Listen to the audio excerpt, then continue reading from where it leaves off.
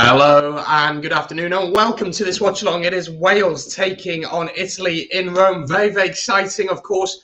Both teams will be looking for a big performance, won't they? I'm Brandon and I'm the man behind Brandon Smith at Rugby. If you're new here, this is a watch along of the game. Be sure to subscribe if you're new and leave a like on the video as well. If you're watching us on Facebook, be sure to like and follow on Facebook as well.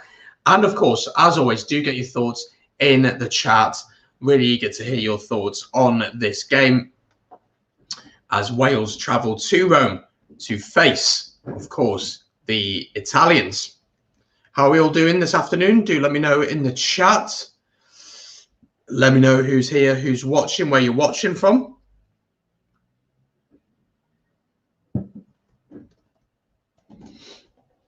It'll be interesting to hear your thoughts throughout the course of the afternoon. We do have a guest jumping on shortly as well to discuss this game. So do get in the chat. As always, eager to hear your thoughts. Let's see who's here. Hello, Stephen Somerville. Hi, I'm an Ulster fan. I never thought there'd be watch-alongs for rugby because they're all mostly football, but looking forward, mate, to be part of the community and especially the Lions coming up. Well, welcome, Stephen. Hope you are well. You're an Ulster fan. So we did actually do an Ulster watch-along recently against Leinster. You probably don't want to go back and watch that because of the result, but welcome to this brilliant community, Stephen. Be sure to subscribe if you're new here, my friend, and welcome along. Gregor Galway says it is Wayne Barnes. Yep, we know that. Wayne Barnes is the ref. I'm very happy with that. I think Wayne Barnes is a brilliant referee. So he is the ref for today. That is who's going to be the referee for today's game. And Stephen, for you tomorrow, we are going to be doing a watch along for Ireland against Scotland. So be sure to join us for that as well. In fact, we're doing a watch along for every Six Nations game this weekend. So it's really, really exciting. And I'm very much looking forward to it. So, yeah, definitely get your thoughts in the chat. You're more than welcome here. Wales against Italy watch along today. And our guest is going to be jumping in now. So eager to see him jump in. Absolutely. Definitely. Awesome. Well, you're very welcome here, Stephen, and I hope you enjoyed today's watch along, my friend. Guys, thank you very much. We hit 1,150 subscribers this morning. So let's see if we can hit 1,200 subscribers over the course of the weekend in the Six Nations. Lots coming up over the course of the weekend. So, of course, we had two previews go out last night for both of the games today. So Italy against Wales and then England against France. And then later on, we're going to be doing an England against France watch along. And then we'll have top 5 talking points from both games go out tonight. And then also we will have tomorrow Ireland against Scotland watch along. Our guest is in the building. I'll get him in shortly. Let me just double check. I've shared this to all the places that they need to be in. There we go. Well, let's welcome our guest in. If he looks all set and ready to come in, so we will get him in and we'll have a look at the teams as well before kickoff. It is Kyle from Capo Starkey. Kyle, how are you doing, my friend? Yes, not bad, Brandon. Hear me okay? Yeah. Yeah, I hear you loud and clear. Well, perfect. Only I'll turn it down a little bit then. Yeah, no, all good, mate. Thank you for having me on at the very last minute. Always enjoy doing a wee live stream and keeping you company. So yeah, what are your thoughts for this game? I think it's going to be an interesting one. We'll have a look at the teams in a minute because the team selection certainly surprised me, what Pivac went with. But, you know, Italy, I'm going to be honest, I expect us to win with a bonus point. I think most people will expect that. But Italy can cause some issues for us and do have some threats in the team. So, yeah, very excited for this game. Guys, if you don't know, Kyle is obviously does his own YouTube channel, Capo Starkey. He did a really great preview yesterday with Connor Broomfield from Four Provinces Rugby. So do go and check that out. I'll drop his link in the chat at some point throughout the live stream. And he'll be joining us for tomorrow's game for Scotland against Ireland. So I will wear an Ireland top for that, but it doesn't mean I'm supporting Ireland. So, but yeah, we'll be doing that. Partial. I'll be in my Scotland one, so Yeah, definitely. Let's take a look at the Italy team. This is how Italy are lining up today. So looking from the fullback, then you got Chula at fullback with Bellini on the wing alongside Ione, who I've actually been really impressed with this Six Nations. I think he's quite a decent player. Brex and then Cavalo Cana are in the centre with Galbisi, and Stephen Varney's fit for this game. Stephen Varney actually born in Pembrokeshire in South Wales, so playing against the land of his birth today. Fischetti then is in the front row alongside Luca Biges, captain, and Zilocchi. Canone comes in for his first start alongside David Ceci. And then that back row, especially 6 and 7, are quite a decent back row with Sebastian Negri, Johan May, and Michel Lamaro. What are your thoughts on that Italian team, Kyle? Seems to be mostly the same team we've picked to the championship. I mean, as we've said before, still like youngsters at halfback, but I see what Franco Smith's trying to do with sticking with them, because with Italy, with the resources they have, as we've said before, they're not exactly blessed with loads of options. So, he's giving these kids a chance, giving them a chance to grow and learn. And I think they have been doing that. I mean, there have been patches where they have been, you have been seeing developments there, especially with Garbisi at 10. And Varney does look like he's a talent. I did watch your video on Italy. I thought it was very good. Just thought I'd drop that in there, especially a bit on Stephen Varney, where I thought did a good analysis there, and he's got a lot of talent, like you say. But yeah, no, on the whole, if they're going to be a match for Wales in this one, they need to get their defence right, and they need to get the basics right with the set pieces. And so far, those are the two areas they've fallen flat on so far.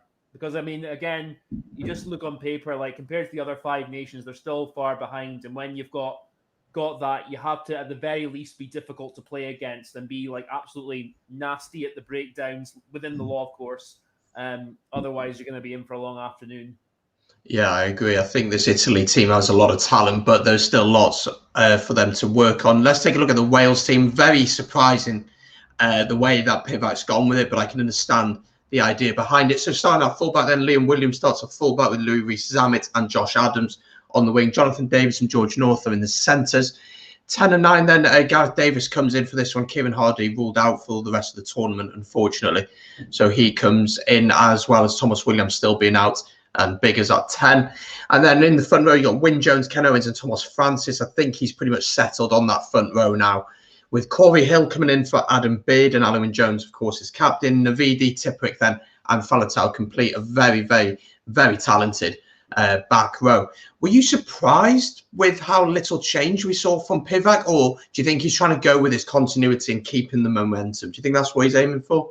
I wouldn't say especially surprised. I will ask, pardon my ignorance, is Adam Beard injured? I don't think he is. I think he's just been dropped. He's just been dropped. That's a weird one, because normally when he's in the team, Wales seem to do well. Not that he's a bad player at all, but he seems to have a knack when he's in the team, Wales winning. So I'm a bit surprised at that if he's just dropped. He's not injured, but obviously Gareth Davis coming in at 9 for Kieran Hardy, sadly injured. That's not a major surprise, although it can obviously be debated whether Gareth Davis is the best option after Kieran Hardy in terms of form right now. But no, I wouldn't say I'm too surprised at all, to be honest. I would have thought actually maybe Callum Sheedy would have maybe been considered at 10, but he's going for continuity. But again, as we've had conversations about this before, with the kind of game plan Pivac's clearly wanting to try and put into this Wales team, still a lot of question marks about whether Bigger's the right 10 for that. Yeah, I think that's a really interesting debate on Bigger. I think Bigger, I don't know. I think Bigger summarises where Wales are at the minute. Pivac obviously wants to play this certain style, but I think he realised after last year's Six Nations, they're not ready for that right now. And what he's doing now is clearly working, which you'd say is a lot more similar. It's kind of in between the Gatland style and the Pivac style. It's very much in between, isn't it? There's no middle ground between the two styles really there. I think this system works, and for him, I don't know if the players bought into his system basically last year, and I think you noticed that. I think it's going to be interesting. Sorry, Brian, I was just going to say, I think he tried to change it too quickly.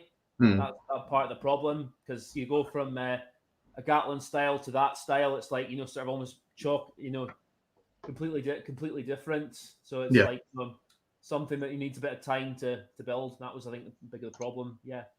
Absolutely. Random Things Rugby, welcome. Hope you are doing well. Welcome to Watch Along. We're about to kick off. So quickly, your predictions, Kyle. Wales by how many? Oh, I think Italy will be a bit better than they were in the last game. But I think overall Wales should have too much. I'm going for Wales by 30 points, 30 plus points. Okay, I don't think it'll be as much. So I'm going to say by 25. Okay. I'm going to say Wales by 25. We are literally just about to kick off here. Just a reminder, this is not a live stream. It's simply a watch along. So don't think I'm going to start showing the game at any point. But you're more than welcome to get your thoughts in the chat and keep it rugby. And it'll be a great day. And Italy have kicked it straight into our 22. And it'll be a 22 dropout this early in the game. So that's an interesting choice from Galbisi there to start the game off like that. Yeah. Oh, no, it's a scrum. That's the scrum, mate. Oh, it's a scrum. Well, not the best start for Galbisi. Yeah, the thing is with Italy, they've always started quite strong, haven't they? During the Six Nations, during the start of games, like they scored first against England, didn't they? So, I think what we'll see is I think it'll be fairly tight for the first half. Maybe I think Wales will pull away. I think by the time we get the bonus point, hopefully 50th or 60th minute, he'll empty the bench and he'll give the likes of Sheedy. He'll give some youngsters. He'll give Halaholo a go because I've been really impressed by Halaholo, the way he's played. Yeah, he's another one actually. You could have debated as to whether he should be starting or not. I mean, I do understand that a bit more, given obviously Jonathan Davis, George North, both very well proven players at this level. But Halaholo, he came on against England. Certainly didn't do his case any harm at all. I think it was one absolutely thumping tackle he made, and he did. Yeah. And the times he did have the ball in hand, he was very effective with what he did. So, it's, but no, I think he's doing his cases no harm just now, but understandable why picked to be honest. Yeah. Well, Wales looking to play straight from the off here. Liam Williams into Louis Rees-Summit, but tackled by the Italians. All right. Well, it's going to be interesting to see how it goes. As if you win the penalty, Wales win the penalty. I think it's going to be Italy. I mean, we're going for the posts here, so we're just going to try and get the scoreboard going, I think. Yeah. But as you said, Italy need to be keeping their discipline. They can play some lovely attacking rugby, but I think defensively they can be so naive at points. I've watched some of their games and thinking, come on, that's really basic stuff. But maybe, do you think that's down to inexperience, or is it a coaching thing, or is it that they're simply under pressure? What do you think it is? Well, with that particular one, it was a case of BG just not getting his angles right. I mean, I see what he was trying to do, but he was just no way supporting his own body weight there. So you get real. So that one, but in general, I think it is just an overall, just why it's indiscipline again, like frustration or just it's hard to I don't know, it's hard to explain. Sorry, like. No, I understand for sure, definitely. A couple of you in the chat, Sean O'Farrell, regular watcher, Brumbies lost to Reds this morning. I didn't get up in time for that, I'm afraid. Bigger has got his kick, just about creeping in there. So Wales leading this one 3-0. So that is a positive start for Wales. Luke Conway in the chat, as always. Hope you're doing well, Luke. Welcome along to the watch along. So Italy will restart. Let's see if they can get their restart correct. Yeah. And this time it doesn't go straight out. Really long ones though. Which. Italy's first chance here to really run with ball in hand. It's going to be interesting to see how they do. I do think Italy last week, 2 weeks ago, against Ireland, missed Varney quite a bit. I don't think Brayley. I think Brayley's a good player, but he's certainly not at the level of Varney. They lost that. Yeah. Just going forward, didn't they? Yeah, no, I agree with that. I think, I think Varney, as I said, he's still got a lot to learn, but he clearly is like a player with, he's got a bit of a spark about him. He does, he can cause defenses problems around the fringes. He's got a good pass on him as well. But I mean, as I said, still a bright prospect, but still to get to that top level, he's still got a lot of learning. Yeah, definitely. I realise sometimes I make my points twice in one sentence. So good, so good. So nearly 5 minutes gone in this one. Italy with a little bit of possession and not really going anywhere, if we're being totally honest. And that's a line out to Wales. I don't know. That was a bit of a strange one from Italy there. Just going back and forth, side to side, not creating much. Yeah, that was a poor pass because it was likely Negri was going to be. I mean, even if he got the ball, Negri was wide on his own. So and he had 2 or 3 Welsh players around him, so it was a bit of a strange one. But yeah. Oh, there we go. Lovely. Oh, Ken Owens.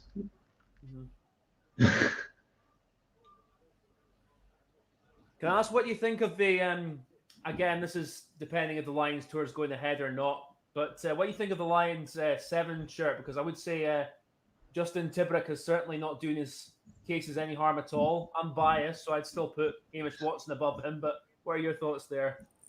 I think it's an interesting debate. Tipperick, probably over a year ago, really was not playing that well at all. And there were question marks over him even starting for Wales at that time. But he's really worked so well. And that back row that we've got now, I think, is world class. And I don't think that's an over exaggeration to say that Navidi, Faletau, and Tipperick are world class. I probably still would pick Hamish Watson at 7, just about. But I think it depends when the Lions tour is. It's very difficult, isn't it? There's talks I'll be in the UK. I've seen something doing the rounds on Twitter that the Lions committee have got a list of where the games will be played. I don't know if it's true or not. I don't know if it's real. But I probably would still just about have Watson at 7. But again, Tipperick can play at 6. He can play. I don't think he can play at 8, but he can play 6 or 7. But again, it's Gatland, and Gatland knows Tipperick very, very well. Wales have taken this penalty quickly. Another advantage because 10 meters, and another penalty here. We're going to the bin. They are. It's just getting worse and worse. Is it Biji who's off? I believe it is. It's a captain and all, so it's not getting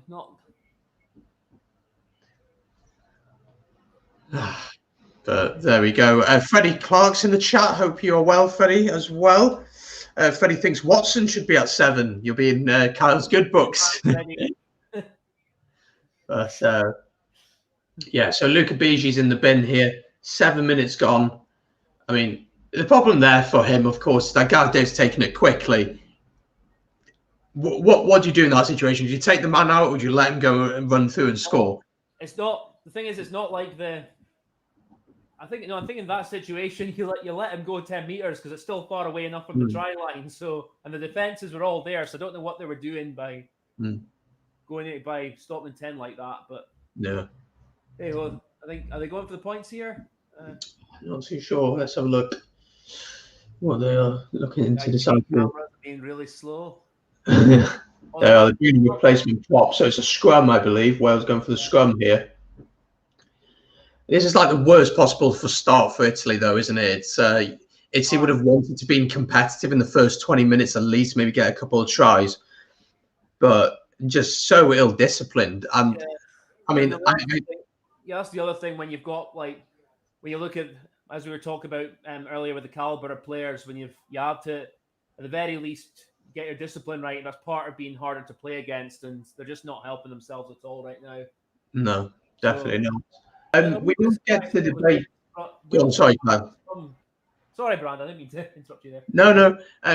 We will get to the debate, obviously, on Italy with the Six Nations, and I'm sure we'll talk about it during the course of the live stream. But they're not helping their case, are they, this afternoon? No. It's Wales. Here we go. Ball out wide. This could be Josh Adams in, and Adams is in. And it is that easy. Wales leading here. Man, I don't want to sound horrible, but this is going to looking like it could be a really easy afternoon for us. Really easy. I might have to change my score prediction. 8-0. A couple of comments coming in. Connor Broomfield is in the chat. Thoughts on which Italian players most likely to get the red card today? Is that a dig at Wales? Well, I mean, my answer to that would be keep your players on the pitch. Don't rush into a breakdown recklessly. That'd be my answer to that. But Connor, I hope you're well. Down to 14 with their captain off, so. Yeah, exactly. A couple more comments coming in. I watched Brumbies versus Reds on the World Rugby site this morning. They had 5 times more action than the game last night. As much as it hurts to say, Celtic rugby is vastly inferior to Southern Hemisphere rugby. I agree to an extent. I think they're different styles of rugby. You can't compare. It's so different. Up north here, it's very much power-based. If you have power, like you look at Leinster against Ulster last week, that was simply because Leinster had that much power. Some teams will look to run it. Obviously, will look to play Scarlets. You'd say probably Ulster look to run it. But the successful teams in the competition this year, so Munster and Leinster in the final, are both power-based teams. That's just how they play. I think Munster scored 2 of their 5 tries yesterday were off driving mauls. So it's a different style, but I agree that Southern Hemisphere is more attractive. Yeah, the thing is, though, South African rugby is, of course, very renowned for having big brutes up front and just chunking it up. So, you know, it's. I mean, I don't know, like that whole debate, though, it just kind of like. I don't really like getting into it that much because you just, again, as you're saying, with the different styles, which is a very fair point, but it's just, But I mean, but I keep seeing like just how vitriolic that gets when there's like a north versus south thing. But I mean, everyone's entitled to their own opinion. I mean, I personally prefer the. I mean, as a championship, I personally prefer the Six Nations, the Rugby Championship. Yep. But in terms of the quality of rugby, I think it can be definitely said that the Rugby Championship does provide more of that, especially when you watch New Zealand at their best. So it's but I mean, it's an interesting debate, isn't it, about that? But again, let's have a look at some more comments about England. England stars are rusty because of Saracens not getting any game time. Well, they are, but they're losing. So yeah, the England players aren't playing for Saracens right now. But yeah, we are doing a watch along for England against France on the channel as well. So that'll be a good watch for Le Crunch. Freddie Clark says, I think it should be Watson and Curry for flankers. I think you're meaning for the back row, mate, for the back row there. But that would be interesting. Connor Broomfield says weather is a big factor in the games for sure. It is. Let's have a look. Oh, this is on Munster. So what's the point of having guys like Diolande if you're not going to use them a lot? A lot of it was forward dominated. I actually thought Diolande yesterday had a decent game. He actually had a little bit more ball in hand, and he had this one really nice sequence where they were really passing the ball about. The thing with Munster is there's power across that pitch, and to try and balance that out is very difficult. Italy do have a little bit of possession here. They have decided to kick it, though, into the hands of Liam Williams, which isn't the smartest idea in the world. It's not a bad idea. He just didn't execute the kick very well. No. I mean, the bounce of the ball played a factor too there. But I know we're focusing on this game, but quickly, obviously tomorrow, Scotland, Ireland. How are you feeling ahead of that game in general? Well, as I said in my interview with Connor, just cautiously confident. Again, just. I mean, obviously a bit, nervous because I know Ireland will try to pulverize us up front, but I think we've shown against England, we can certainly stand up to that. But I mean, how much of it we can stand up to over a long period of 80 minutes, I think it's still up for debate. But I just think, I mean, I'm hoping it comes down to who's got the more point in the attack, and then I'd favour Scotland definitely, but you don't really know. It's a tough one to call right now, I'd say.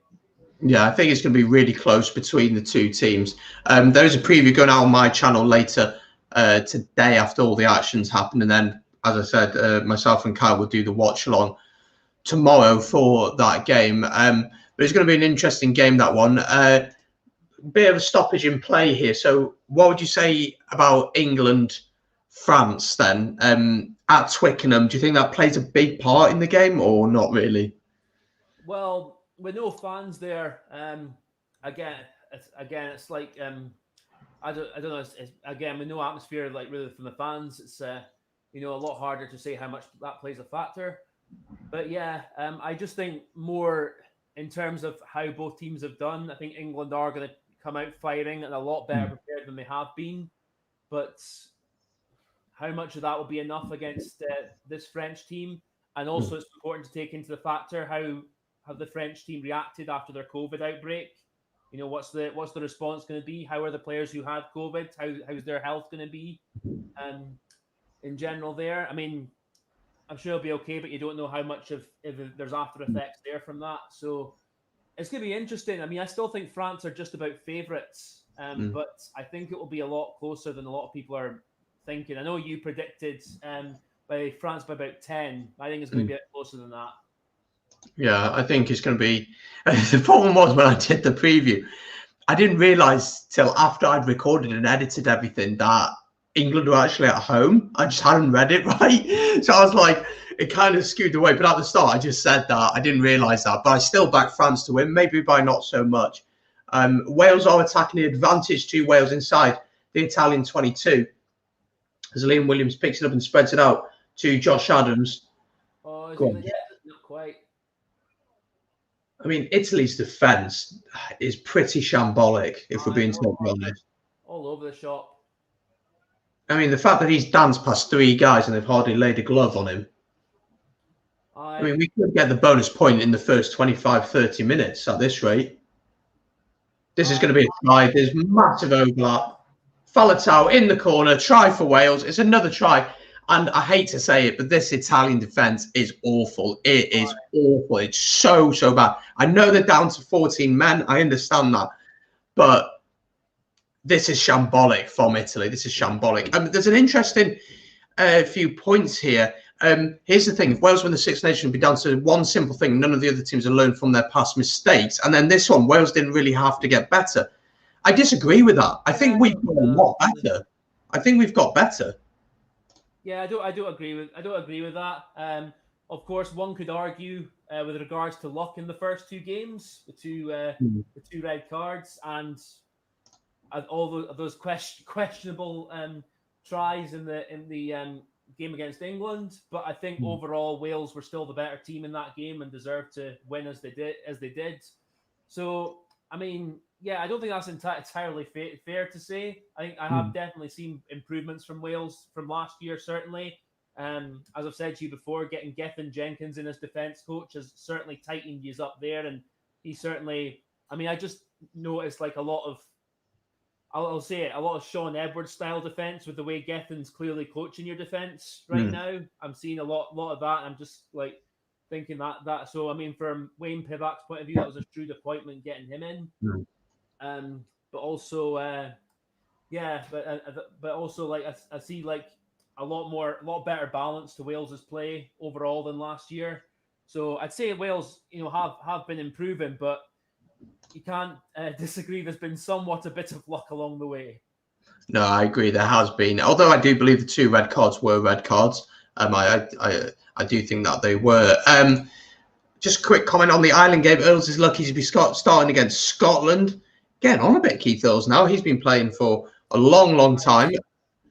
Stephen Somerville, Italy for me now needs to be considered being booted out, maybe bringing in Argentina. No, to boost the rankings and to boost the league. As Kyle alluded to, I did actually do a specific video on Italy, looking at stats in a lot of depth. The stats actually look a lot better than the actual results. What you got to remember is that I think the average age of this Italy team when they played in the first game against France was 23 years old.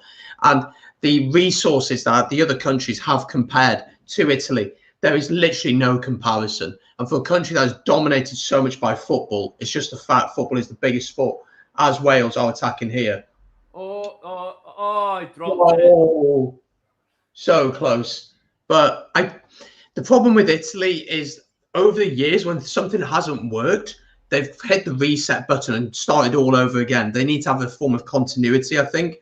And I think now Franco Smith is backing the likes of Garbisi, backing the likes of Varney now. And I think we will see the fruits of that. But I think the big issue is that we're seeing Italy, they play in the Six Nations. These teams are so much better than them. So if they're playing against these teams every year, are they really going to improve that much if they're getting hammered every single time? Wouldn't it be better if we had a promotion relegation? We'll get into that discussion now. Promotion relegation, Six Nations. What do you think of it? Because I would like to see it. Do I think it would happen? No, because of money. Would a union agree to that. I don't think they would. But what do you think about that idea of promotion relegation? Yeah, I'd be in favour of a playoff system after the championship where you take Italy or whoever finishes bottom of the top tier Six Nations against whoever finishes top of the second tier. Most likely be Georgia, of course, and that's I think where you could go from there.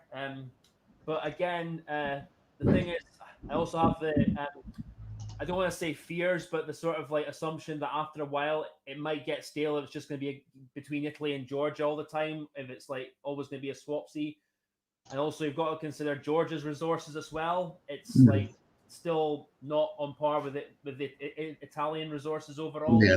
So there's again a lot of factors, and the money side of it, as you mentioned as well, comes into it too, and especially with the pandemic, and there's going to be after costs of that for all the unions. So that's going to be, how much of that will play a factor as to.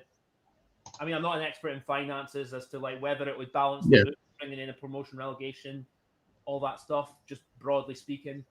So yeah, but I mean, in theory, I'd be in favour of it. I'm not in favour though of Southern Hemisphere sides coming into the Six Nations, because I mean, maybe this is just a traditionalist in me thinking like, because I prefer like the Southern Hemisphere to have kind of their own kind of tournament, and the Rugby Championship, I think it could be argued could either be expanded or they could have a promotion relegation there as well.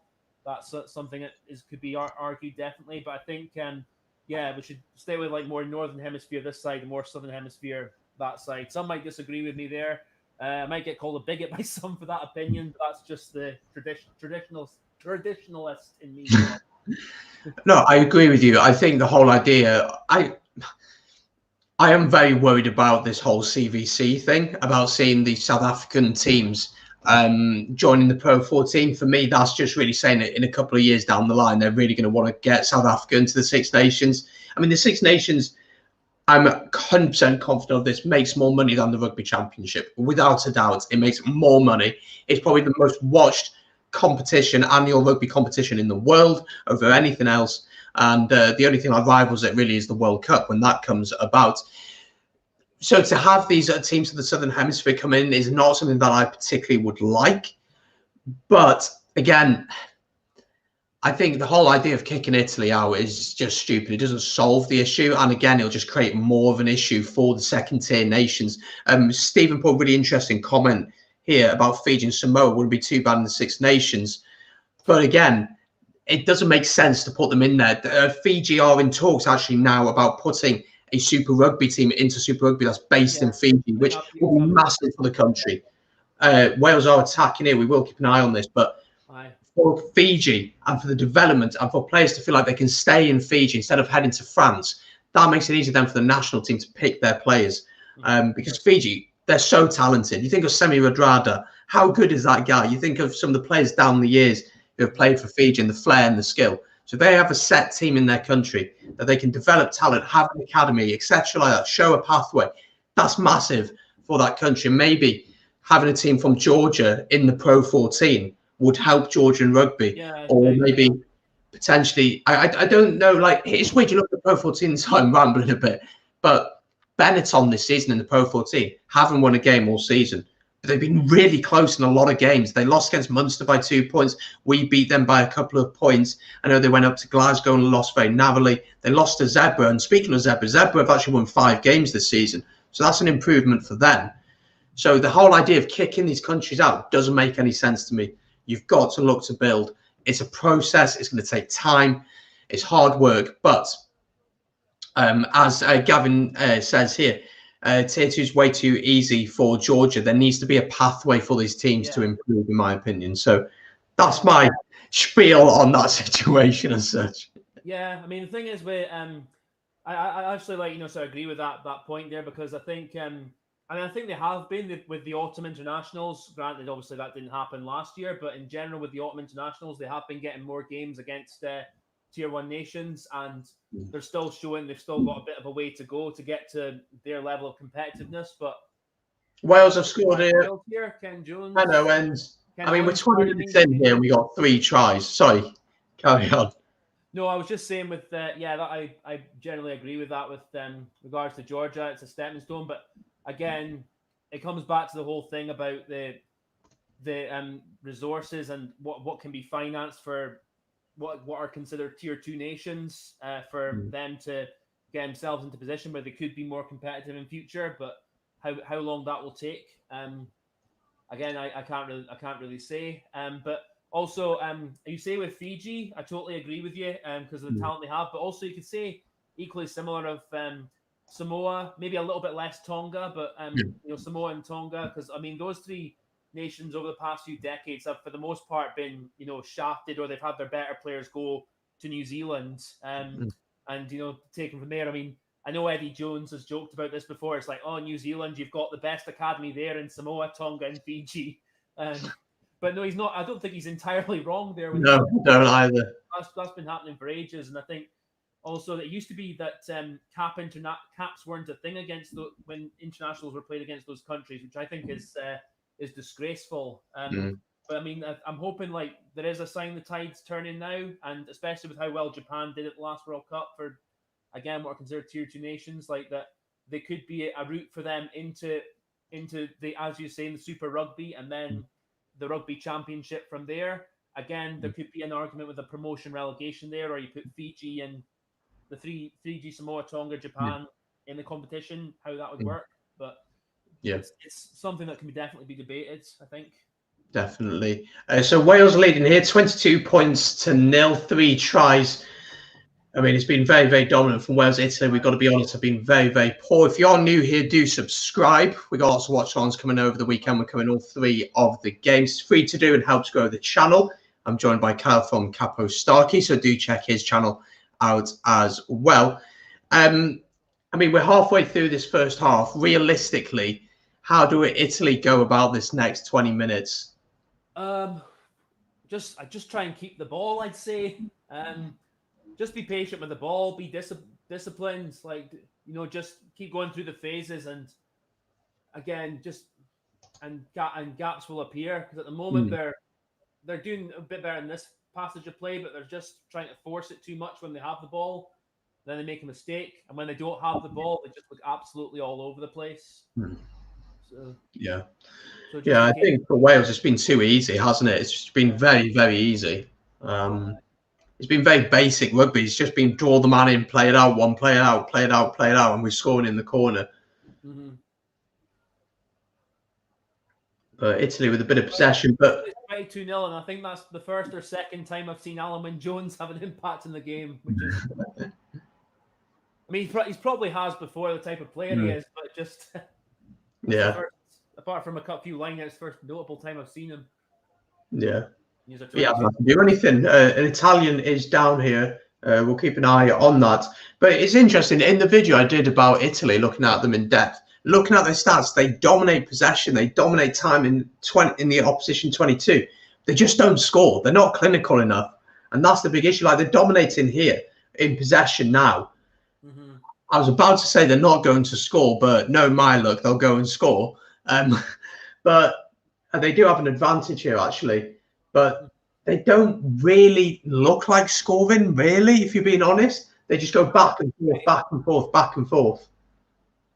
They remind me a bit of Scotland in the early 2000s, where we had we generally have a lot of possession, the opposition 22, and we wouldn't score hardly any tries. And but that, I mean, they just look like that. Like they can keep the ball a bit. I mean, stats, as you say. But if you're not turning your pressure into points, you can't, and you're not scoring tries, you can't be expected to win matches at this level, or any level, in fact.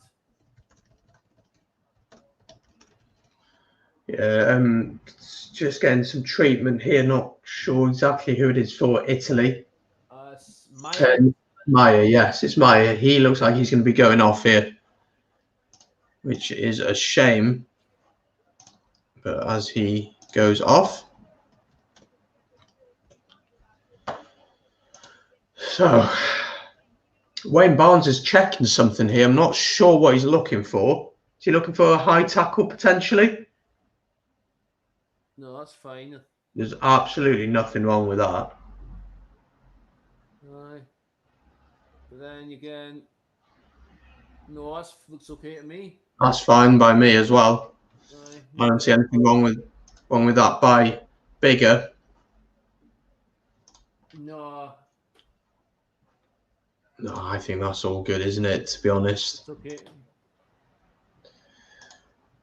Oh, maybe the. No, he's wrapped, hasn't he? There's nothing wrong with that. Let's have a listen and see what they're saying. He's punched him in the nuts. Is that what they're looking at? That doesn't look like a punch, but I think they're looking at the way his arm's gone round. Connor Broomfield is saying red. I think he's trying to tease me, Connor. To me, this isn't even a yellow. To me, this is not even a yellow. He's wrapped. Yeah. I think he's wrapped.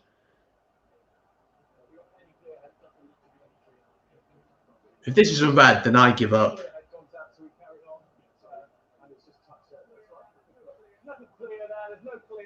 Yeah, clear head contact. I think that's a fair call. No, definitely. I mean, I was going to say, but I just wanted to wait till Wayne Barnes made the call there. I think you'd be just too nitpicky if you're going to. I also have to look at the way Meyer was going into that contact as well, sort of the way he was sort of ducking in and pushing. So it's again, if you're just going to nitpick every time that happens, where there's a potential head contact or someone goes down with a head knock, you're just not. You're not going to have a game at all. I mean, I understand why he looked at it, but he came to the right decision.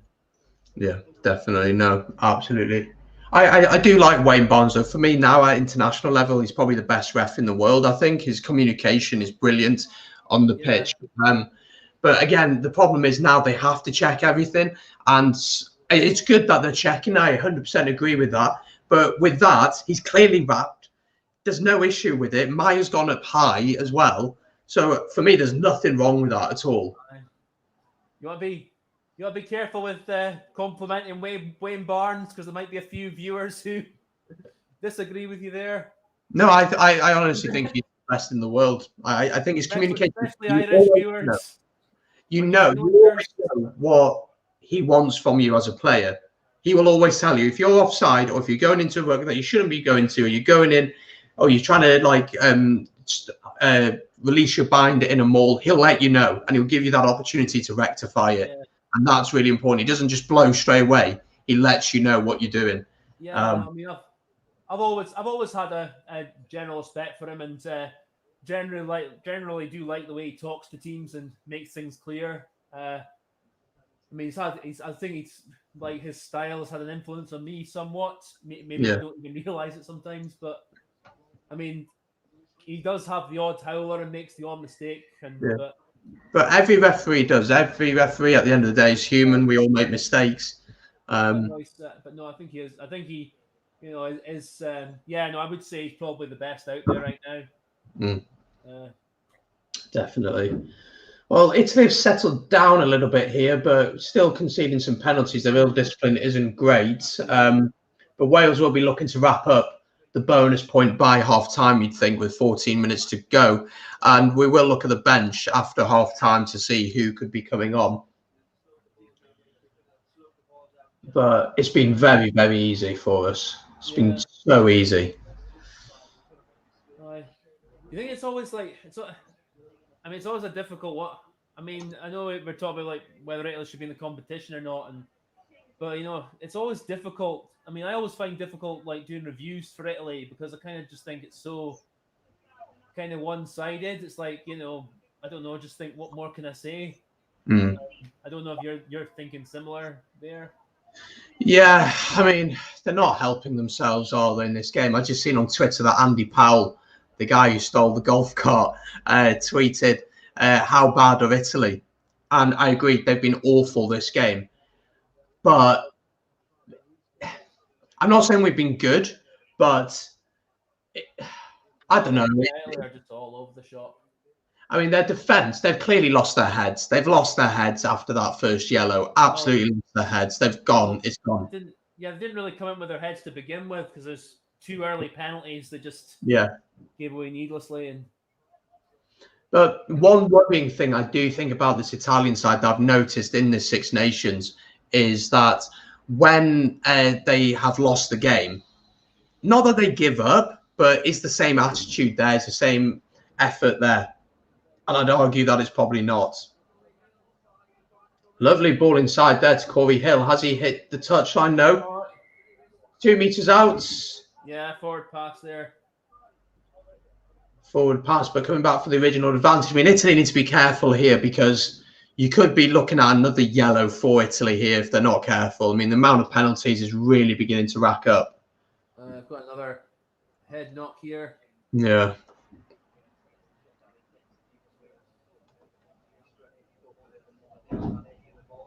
Sean O'Farrell says, I think Italy make other teams look good. Well, this game they are. They are, you know. The thing is, though, I don't know. It's a tough one. This doesn't help Italy's argument, but I still believe they should remain within the Six Nations. But it does raise the question about that promotion and relegation. But as you said before, Georgia are not going to beat Italy. Georgia have never beaten Italy. The last time they played, I think Italy won by about 15 points a couple of years ago. So, yeah, Georgia wouldn't do any better. And in the Autumn Nations Cup, I thought Georgia were horrific. I thought they were awful.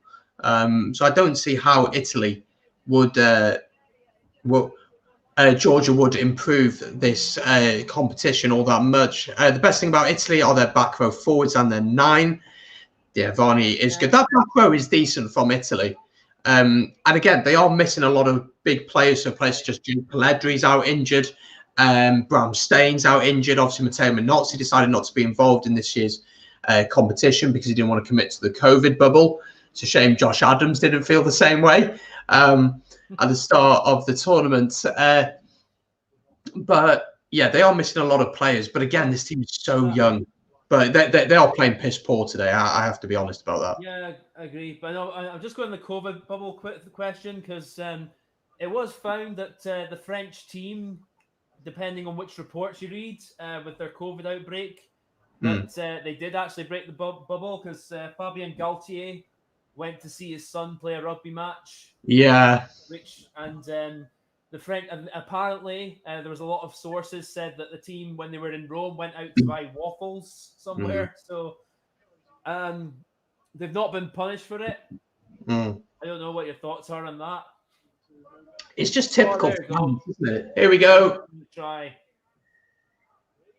I'm amazed.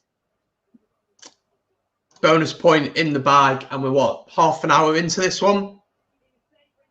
Yeah, not even half an hour. That's it wrapped up. So, I mean, it's shambolic from Italy, isn't it? It really is shambles.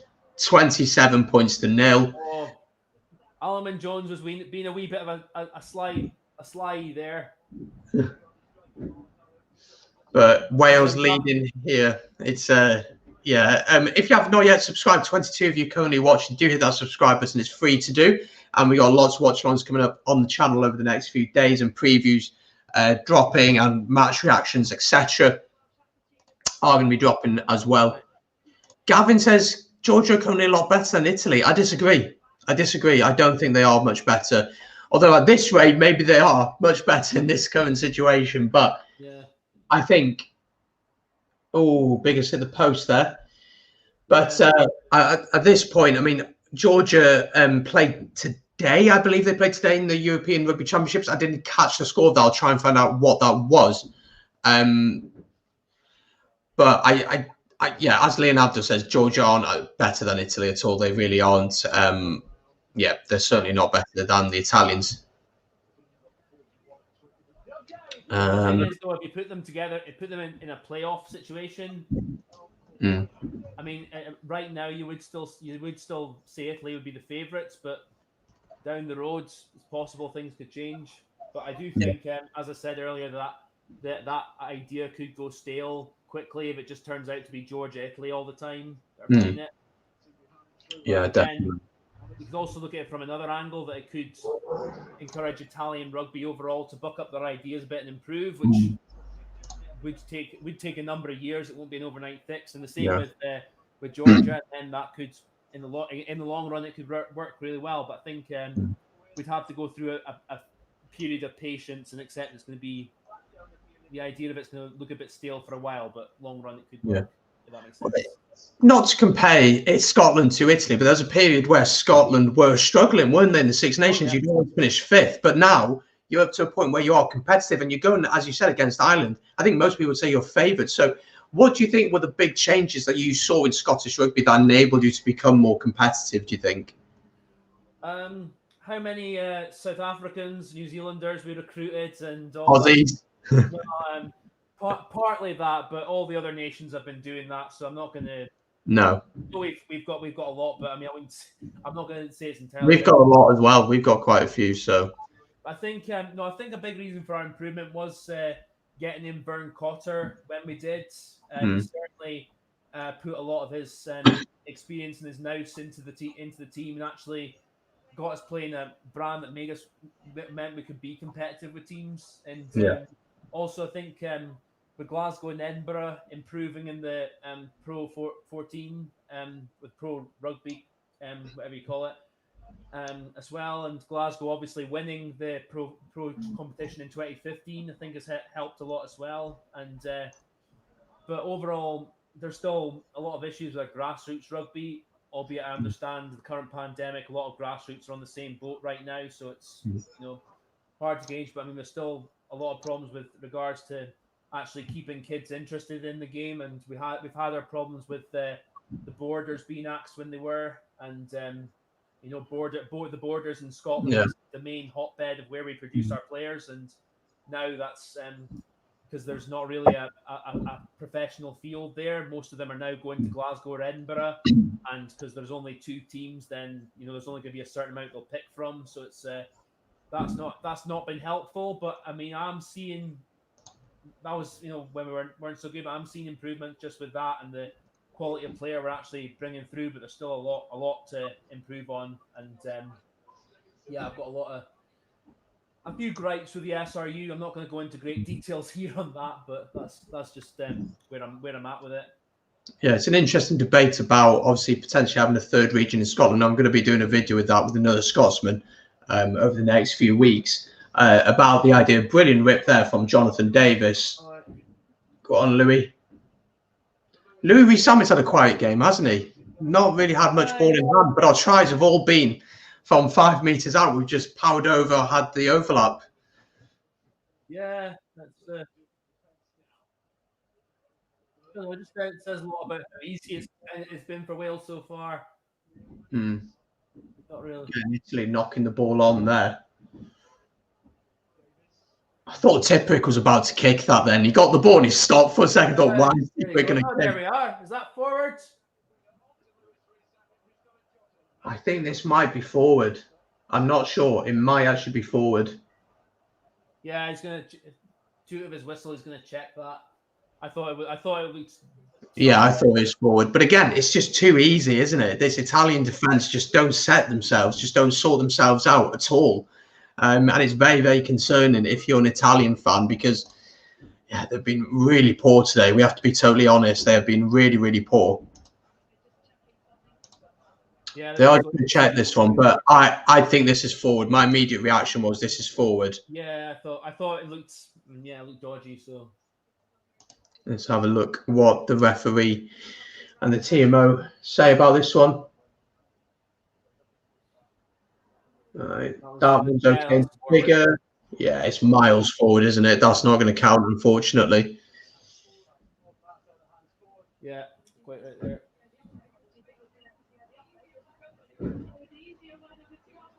I mean, 5 minutes to go until half time. Wales have the bonus point. I really don't know what to say about it. It's just too easy, isn't it? That's the only way you can describe this one. Head injury. Johan Myers back on, so good to see that he's okay. Yeah. Again, North breaks through. Good offload from him. Bigger could have actually used Gareth Davis inside, couldn't he? But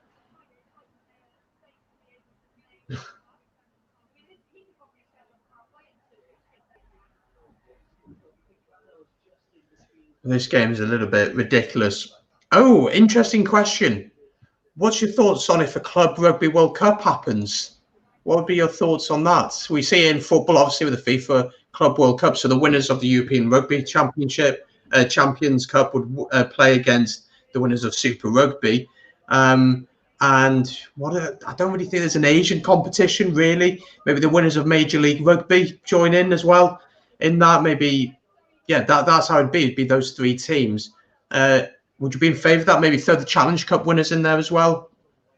Where would you fit that in, though? That's the only question. Yeah, it's such a congested calendar, but it's a great idea. And actually, it's a good video idea. I like that. I might have to make that. I think, like the World Cup, the International World Cup, I think it's something that could be a possibility for once every 4 years or something. But also, you'd have to more or less cancel an entire season or have one season before where you're doing like a promotion relegation kind of thing as to who gets into it. Yeah. Or like they do with the European Cup qualifications, and then you'd have to have something along those lines, and then go into that. But again, it'd be I don't think it's not something you could fit into an annual calendar every year, though. No, it's already so congested in it, and with players obviously talking, the big talking points at the minute are about concussion and how that is affecting players. So I just don't think it'd fit. But it's an interesting idea, and it's something that, you know, every 4 years is a nice little thing to have. So maybe every so the 2 years between the World Cups, maybe it's something different to have, because in football, obviously, you have the Euros and you have the World Cup, and there's 2 years between both. But the thing is, in rugby, you've also got the World Cup, then the Lions 2 years. So you'd have to very true. maybe work it in the 3rd year or something. But Yeah. I know there would be a lot of clubs who'd have complaints about that, because I mean, it's like folk who have kind of been saying that they can't have the Lions tour delayed a year because you know, it's a year out from the World Cup and preparation wouldn't be the same. Because teams obviously generally the season after the Lions tour, the nations that have the most amount of players in are normally tired the season after, and there's normally like an after effect from that. So if that's leading into a World Cup year the year after, then that'll be a lot of problems for a lot of the home nations anyway. So yeah, it's a tough one. It's a tough one.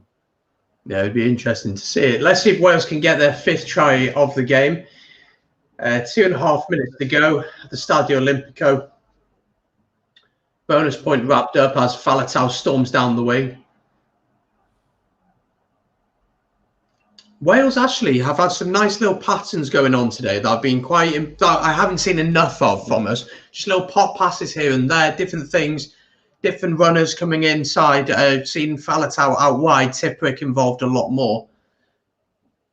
Yeah, no, but Italian. It's like, again, it's hard to. Yeah. I mean, in terms of passes, it's hard to really gauge fully. I get what you're saying, but just this level of the opposition, like, would they be throwing those passes if it were, you know, any of the other teams in the competition? So, I agree. This Italian team is giving Wales too much, maybe even too much respect. Do you know what I mean? Just saying, like, actually a little bit saying, oh, do you know, it's Wales, they're that good, we have to set off them and stuff like that. So, but at this point, I mean, Italy, they're not going to win. They're not going to get a losing bonus point. So they might as well just full on go for it at this point. Aye, but then if they go for it and there's a shit 50-60 reception that happens, and for sure. Again, I think they just need to keep the ball as much as possible. Yeah.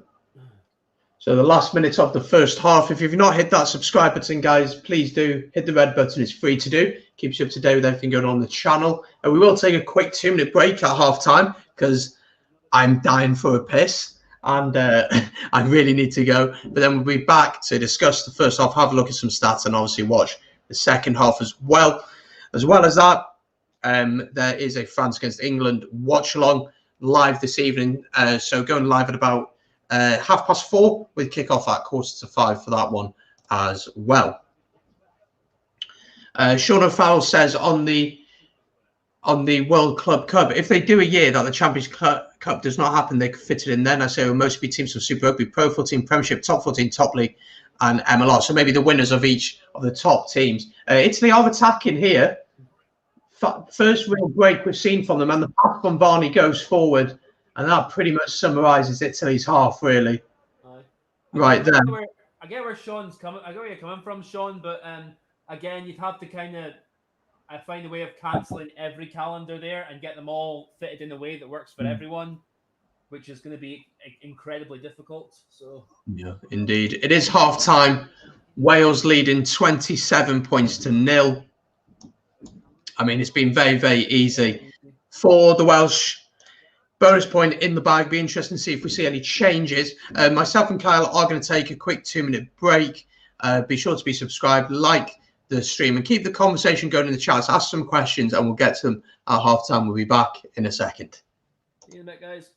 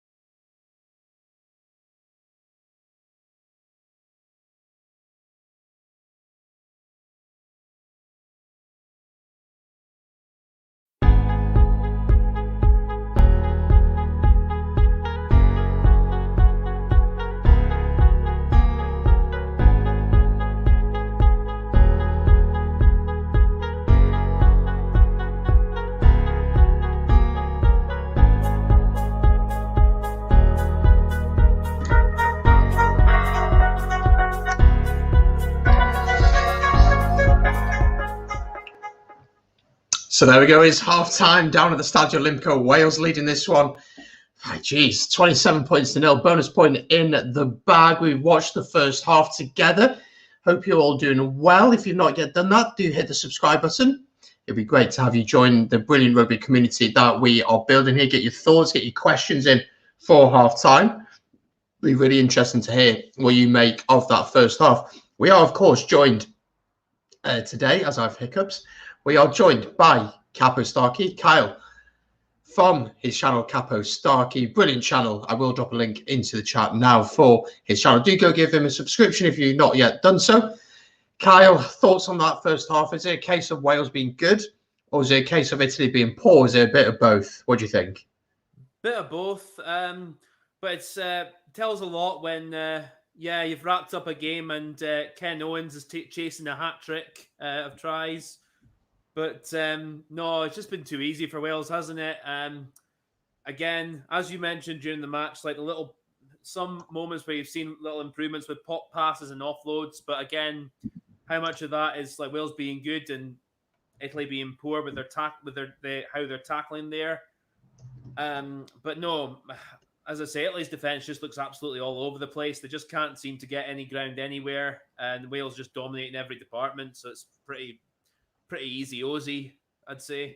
Yeah, I think Italy have shot themselves a lot in the foot throughout this game. Silly mistakes. Mistakes are just completely unnecessary, and they're really, really not helping themselves at all. We will take a look at some stats in just a second from that first half to really get an idea and the picture of how that game has gone and how that translates to the stats. Let's have a look. Martin Murray says, can France stop Wales winning the Grand Slam? Well, they've got to beat England first. That's their first task this evening. Again, we are going to be doing a watch on for that. So we'll go live at 4:30. We kick off at 4:45. And let's have a look at some stats then from this game in round 4. Just get it up, ready to go. There we go. So let me share my screen and we will be able to see some stats from the first half. So these are the stats from the first half that you can see on the screen. Wales dominating in possession and also in territory, which shows by the scoreboard. Again, areas such as time in opposition 22, time in opposition half, etc. Points / visit to the 22, 4 points, 4.0 sets of points for Wales when they visited the Italian 22. Italy coming away with 0 because they've got 0 points. Bad passes, I wouldn't be too concerned about that from Wales. That shows Wales are trying to play that a little bit, and that is bound to happen. If we look down to discipline, that's going to be quite interesting here. So 1 yellow card for Italy, 4 penalties conceded at the ruck, 1 penalty conceded at the maul, 1 offside penalty, 4 penalties conceded on the ground.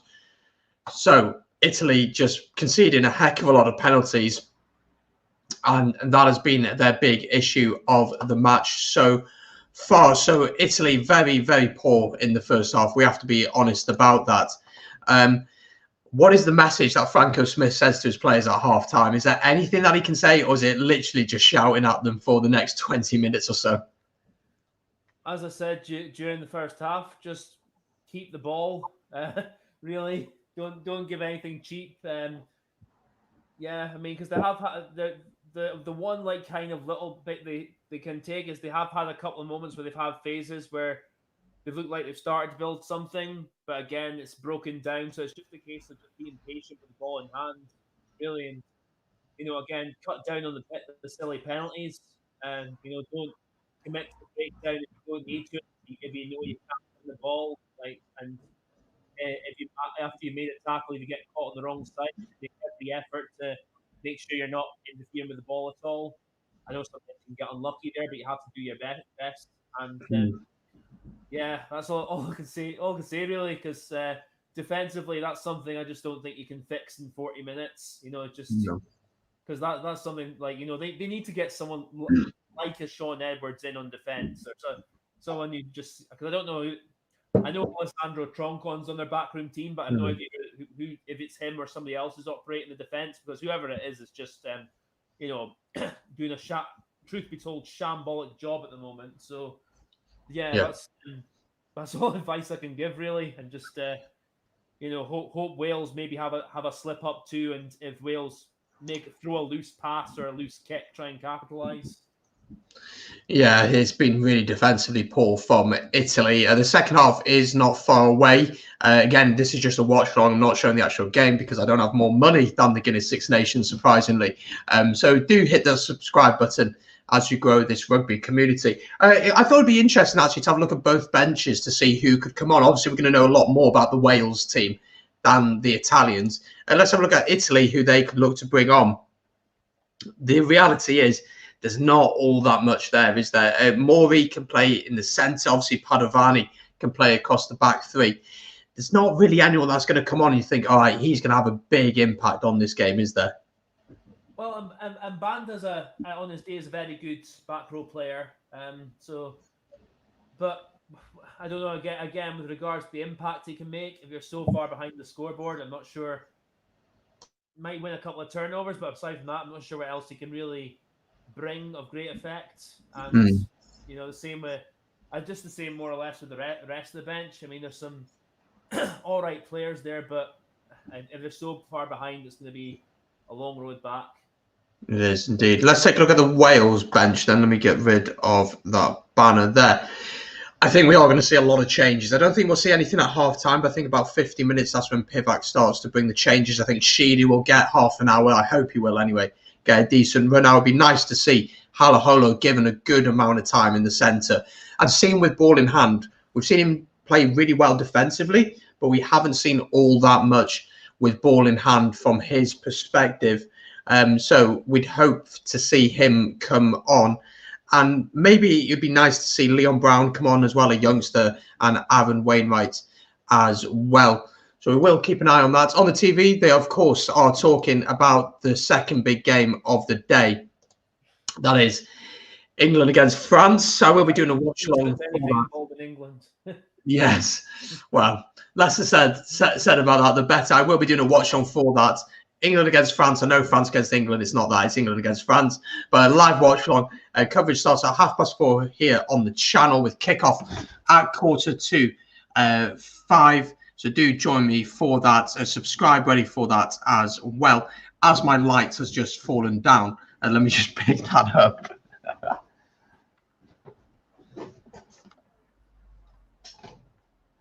There we go. There we go. That is all fixed. So we're ready for the second half here. Wales against Italy. Here we go. Second half is underway. Wales leading by 27 points to 0. And it can't get much worse for Italy, surely. Surely it can't get all that much worse for them. I think a few more tries are on the cards from Wales. Yeah. Italy might get 1 or 2, but the game's basically dead and buried. Oh yeah.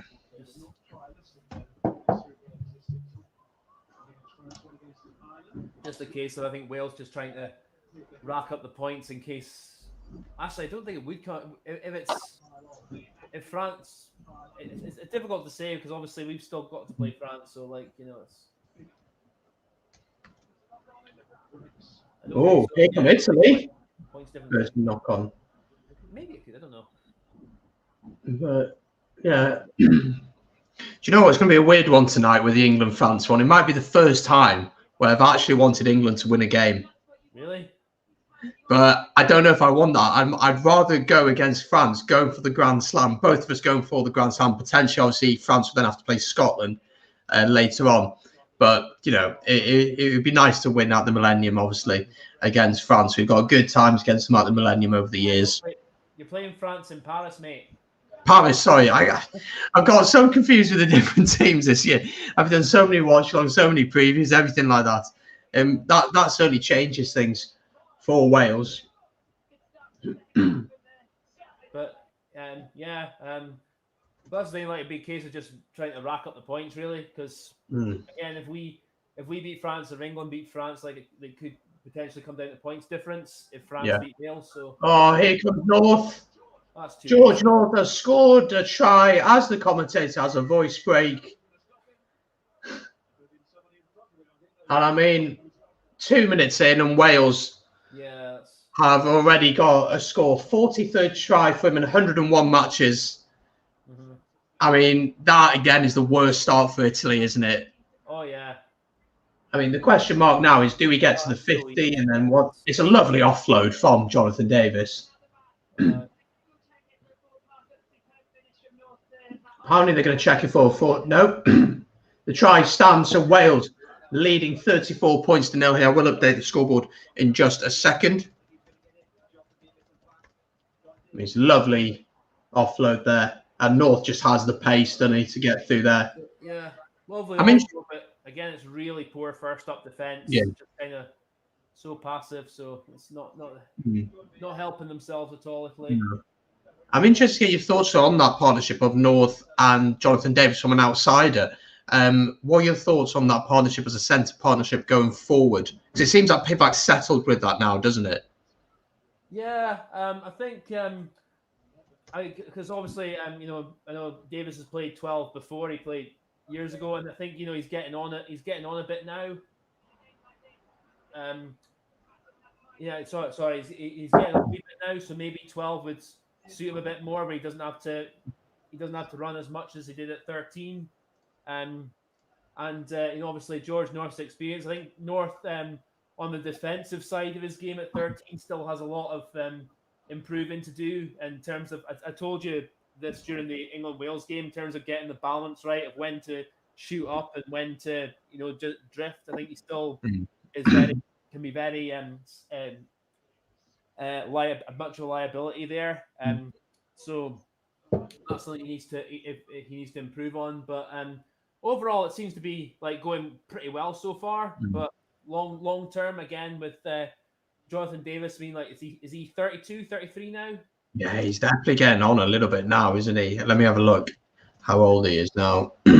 Obviously, George is going to be, I think, 30 next year, I think. So yeah, he's 32 now. Jonathan Davis is 32. And then you've got, obviously, George North's going to be 30 next year.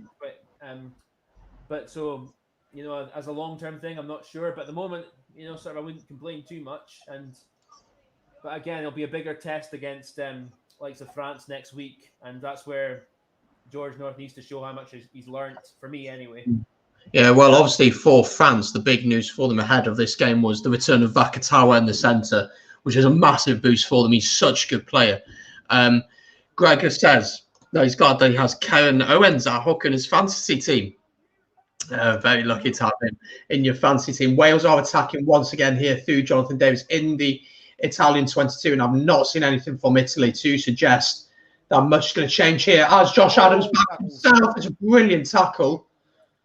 I thought he was going to be in there. But the problem for Italy that I'm finding is that they are very narrow in their defence, and then they're scrambling. They're always scrambling. They're never quite there. They're always scrambling on that one. It's a good tackle round the ankles, though. Really good tackle from Padovani. Yeah.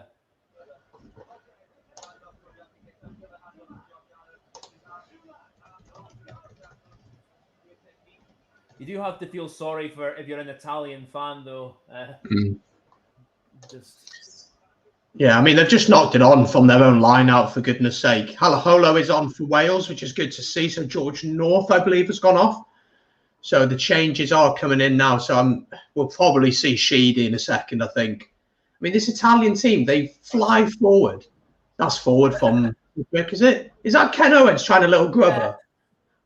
I thought he was going fancy hat trick there, just chip through and trying, but he messed up his kick, so he's trying to do Louis Rees Summit against Scotland. Could you imagine? Ken Owens running through, doing that. Oh, that'd be great. I mean, a wee bit of Keith Wood at times in this game, Ken Owens. Just like being explosive at times, just doing things which you think no hooker in should be doing at all. Right mind should be doing. So Halaholo, as you can see, is on the pitch. So, I mean, our line-out's been very good today. 10 line-outs, all successful. So that's been positive for us. Looks like Halo has gone to 12 and Davis is out to 13. So. Yeah, that's how it does look. I prefer to see, I don't know, because Halo, I think he plays mostly 12. Yeah, he plays mostly 12 for the Blues because Lilo plays at 13 usually. Simon Worley, creative. It says down on the bottom for you, mate. The score is Wales 34, Italy 0. 47 minutes into this one. Hope you're well, my friend. Do join us here at Brandon Smith Rugby by subscribing. It's free to do. And let me know your thoughts on the game. But yeah, Wales leading this one 34 points to 0. If we're being totally honest, Kyle, Italy have been piss poor, haven't they? They've been really poor today. Yeah, they'll need, again, like, the thing is, you know, as I've said before, they're in their position. The very least you need to be is a difficult team to play against. And when your defense is like that, and when you're like dropping lineouts, dropping balls off lineouts in your own 22, and you're not giving yourself a chance at all, then you're absolutely stuffed. And you just yeah, they've been. It's just simple mistakes like knock-ons here. Silly things at the breakdown, forward passes, offsides, simple things. And as you said, you want to make the game difficult for the opposition. Make it difficult, slow the ball down a little bit, keep your discipline, play in the right areas of the pitch. And yet, this is the most concerned I've been about Italy this Six Nations so far. This is the most concerned about them because I thought against England they showed some good moments. Against France, they showed some okay moments, but again, France were that good. But this game, I'm really concerned. I've really not been impressed by anything at all. Well, the thing is, their defense all championship's been like just shocking. As I said, I don't know who's organising them or if they have. I can't work out what their defensive patterns are. Apart from when they're scrambling, trying to stop the opposition, and most of those circumstances, it's very difficult anyway. So yeah, I don't know. They just need to be a whole lot better. Yeah. But half an hour to go in this one. I don't know. It's quite disheartening to talk about because you would like to say a lot more positive, but is that straight out? I think it just was it out? I think it was from Bigger. It was close. Isn't it? Comebacks on the cards. Yeah. Aye.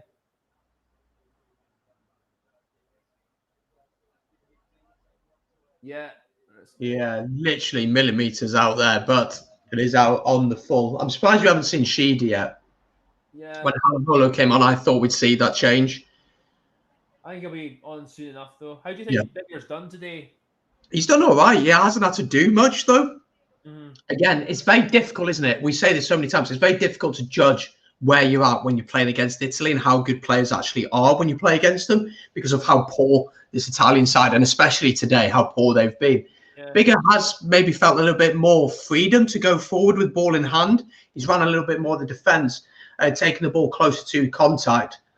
Italy are trying to play a little bit here, but... Well, I don't know. It's just kind of telling because when you see like Reece Zamet's hardly had an impact in the game, apart from obviously the try it was right. Oh, here we go. Ione scored in the corner. I think that's going to count. Bit of innovation there. Well, Ione scored. Is Barnes wanting to check something, or is he happy with that? Ball comes out to Ione. Now, Ione has actually been really impressive this tournament. I don't see anything wrong with that. That's fine. Yeah, I'd say that's a try. Good try. Good try from Italy. Fair play. That's really nice innovation. Spots the opportunity and goes for it. Leon Brown is on for Wales as well.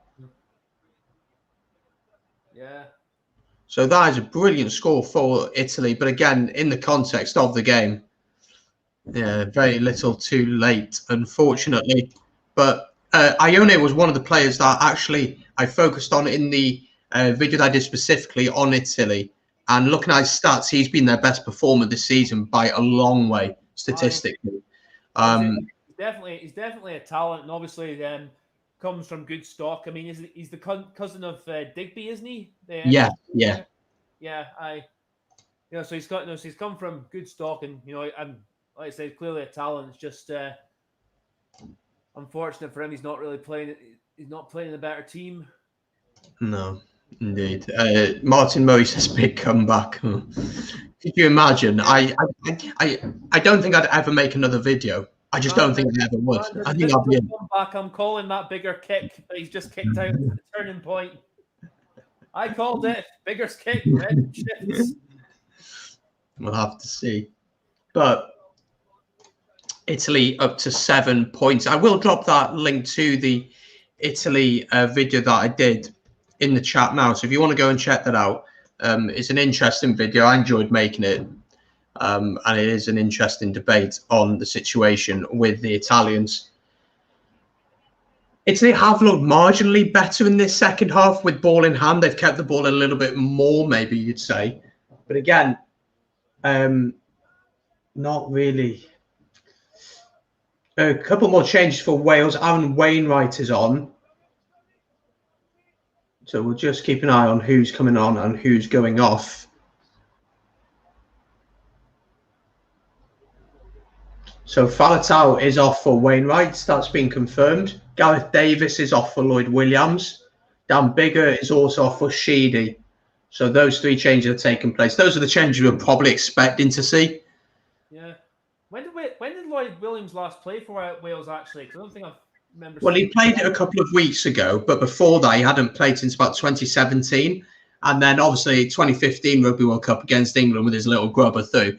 But I remember when he was maybe like 24, 25, people talking about him as the next scrum half for Wales. He's quick at the breakdown, got the ball out quick, was sniping around. And he's fallen down the pecking order at Cardiff Blues with Thomas Williams, obviously, coming in and playing really well for them. So he's kind of dropped off a bit. To be honest, I'd rather see Webb in the squad. That's just my opinion, although Webb got injured last week in the Pro 14, as Ospreys lost to Dragons, and then we lost to Glasgow last night as well. But yeah, I don't know why Lloyd Williams, to be honest, is in there. I think Pivac really likes him. And Pivac has spoken with Webb about the speed that Webb gets the ball out of the breakdown and says he's too slow at it. But in my opinion, I think Webb's been the form 9 in Wales over the past year, especially for the Ospreys. And you have to reward form. I think you have to reward form. I don't know, it's because I think Webb is the quickest passing. Oh, here we go. Adam's going for a second. He'll get in the corner here. Yes, he does. They will check it, I'm sure, but I'm pretty confident that he's got there. But yeah, no, that's weird because like Webb is he's got the quickest pass of all the scrum halves you'd have available, I'd say. So yeah, it's an odd one from Pivac. I think there's been an argument there or disagreement on something. There's something going on. They're just going to check this. His foot's okay. He's okay. He's okay. He's okay. Try. That's a try for Wales, isn't it? I want to have a look at the ground in there. Yeah, has he held down his arm? Let's have a proper look here. It's whether it stays on his arm or if he gets it down. If he grounds it first, he's fine. But if he's rolled it and he's gone out before he's grounded it, he's not. Oh, I'm not sure about this.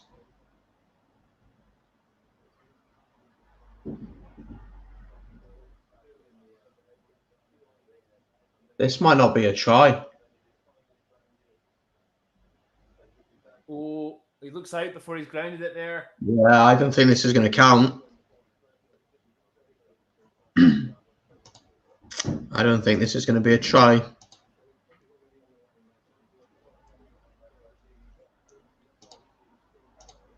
Yeah. Oh, it's very close. Yeah. No try. Right. No try. Ball.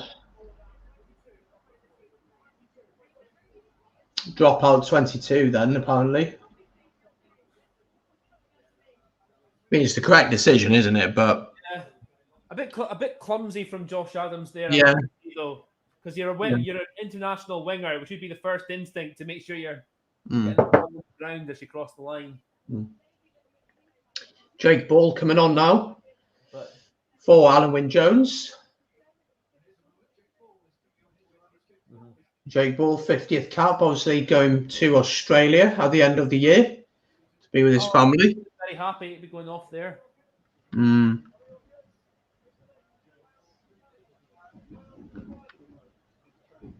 Gav Beasley's off for Italy. That's an interesting choice. With Federico Mori coming on. So you think Carlo Canna would go maybe to 10, maybe there? That's likely, and Mori to centre, yeah. Yeah.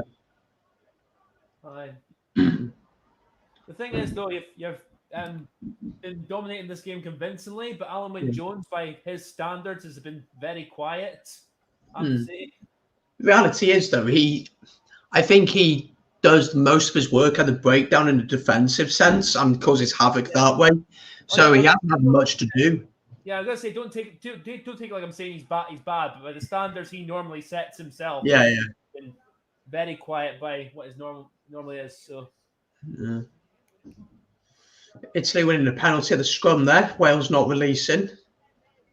So Canna will send this one down. He's got quite a big boot on him. Wales have kept that in, has it? No, they haven't. So it will be a line out in the 22. Was that out? It was just out, I think.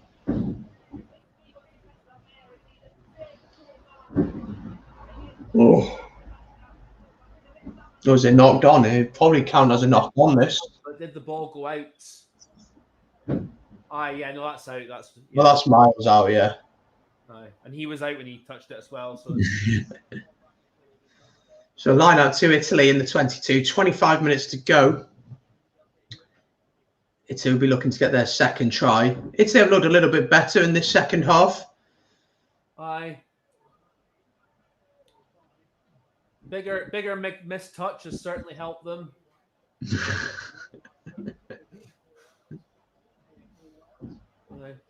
Bit of defending here to do.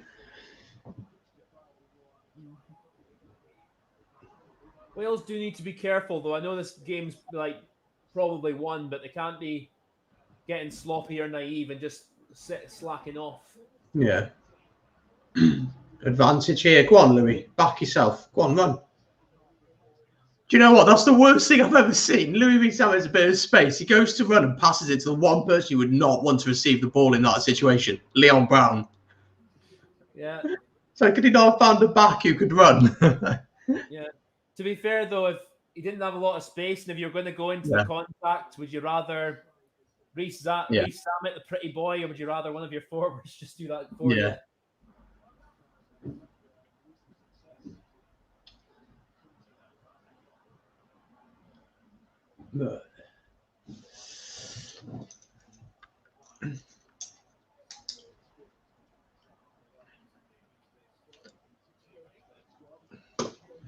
So Italy a little bit better, which is good to see.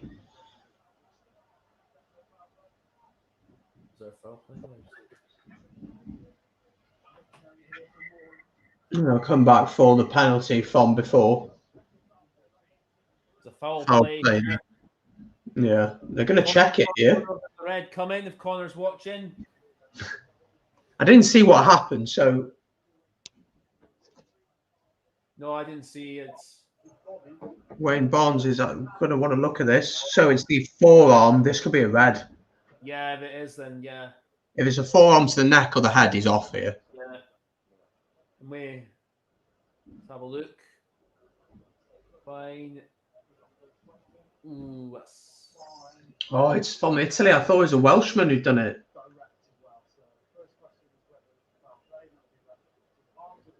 He's made contact with the top of the chest, I think. I think that is the neck, but... It's the neck, yeah. Looking at it from this angle, he could be off it. We saw something similar with Bath against Gloucester a few weeks ago. It's more looking for him. It's more looking at his arm swung up toward him. Let's have a look. So he's saying it's on the shoulder and it hits the neck then. Oh, it's just going to be a yellow. It's like... I think that's right, though. Yeah. Yellow card. It was right enough. It wasn't because it wasn't like a direct, like he did put the arm out, but it wasn't direct straight into his neck. It was just... So Marco Riccioli is off for 10 minutes. Good to see him apologising straight to Halaholo. Obviously, in the moment, these things happen. They do happen. Mm-hmm. Aye. But Obviously, it is a yellow. With the head contact, referees are picky on that. If you're going for that handoff, you have to make it clear that it's a handoff. You can't just, get away with that anymore. Lead with the forearm. Wyn Jones is off with Rhys Carey coming on. He's, of course, joining the Blues. Was he out the Blues already? He's already out the Blues. I'm thinking of Will Griff-John, who's joining the Scarlets next year from Sale Sharks. So Wales with the line out. Elliot D is also on for Ken Owens. Ken Owens has had a very good game, hasn't he? Yeah. And the line out today has worked really well. First time I've been very confident in the line outs. No, to be fair, like Ken Owens, I think, because I didn't have him in my Lions squad a couple of weeks ago. I think he's now, in the past couple of weeks, definitely staking a claim to be first choice hooker for the Lions, based on form anyway. Yeah. As a referee, can you answer this question for us? Mark Joe asks, think of when players would palm off someone with a hand in the face. That's probably banned now too. That's not banned, is it? If you do no handoff, is it, to the face? No, if it's a clear handoff, as long as you're not going for around the eye area, you're absolutely fine. But obviously, don't make sure you're not looking like you're actually going to assault the player or a fist. But if it's just a hand like that, that's still legal by law. Wales always been knocked on by Josh Adams. Come back for the original penalty. Josh Adams spilled a couple of chances this afternoon. Wales could be much further ahead. I will say on the handoff, though, there are some referees, because of the whole thing with the head contact, that do penalise it. But it is still by law legal, as long as it's fair and you're not going for anywhere dangerous around the head area. Then it's fair enough. So Sheedy will get the ball. Put us in the corner. Just a reminder then that after this, at about 4:30, we'll be going live with England against France. Kyle will be joining me on that one. So do join us for that. Be sure to be subscribed for that. I'll drop a link for it in the chat in just a second. And you can hit the reminder on that so you'll be notified of when we go live. So that is the next watch along, England against France. Then tomorrow we'll have... as Halaholo is going to try and get his first try for Wales, not quite. We'll have Scotland against Ireland as well. Here we go. Sheedy's in. Sheedy scores way too easy. Sheedy for his first try for Wales.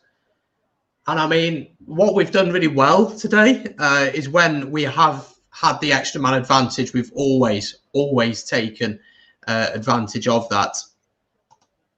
Yeah. I mean, you've been doing that all tournament, really, haven't you? Yeah. So, yeah. First two games, red card. Third game, the ref. It's all. We'll take it. I mean, if you'd have told me at the start of the Six Nations that we would be on for a Grand Slam, I mean, I'd have told you you were deluded and you didn't know rugby. So there you go. Okay, England versus France. Watch on. The link to that is dropping in the chat, folks. So do click on that and hit the reminder on that. So that is in the chat now. So do go and hit the reminder on that. 4:30 we'll be going live-ish, something around that time. Let me change the scoreboard. 41 points to 7 out of Wales. Are we looking to get over the 50-point mark? As well, they'll be looking to do that.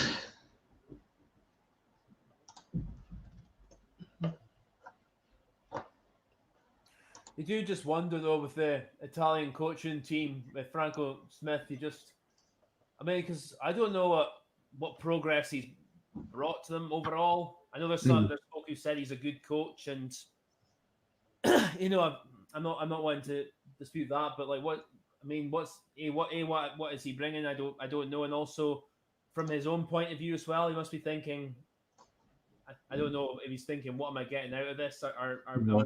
improvements here? So Yeah. I think for Italy, though, like, what is the point in potentially sacking him after this Six Nations? There's no point in that, because what would have been the expectation for Italy coming into the Six Nations? Did they realistically believe that they could beat anyone? I highly doubt that they'd realistically believe they could have got anything. But there's encouraging signs going forward in attack and some youngsters coming through. I think that Varney and Garbisi partnership, if they can keep that, that'll be good. But then defensively, as you said, it's horrific at points. It's schoolboy stuff. It's so simple.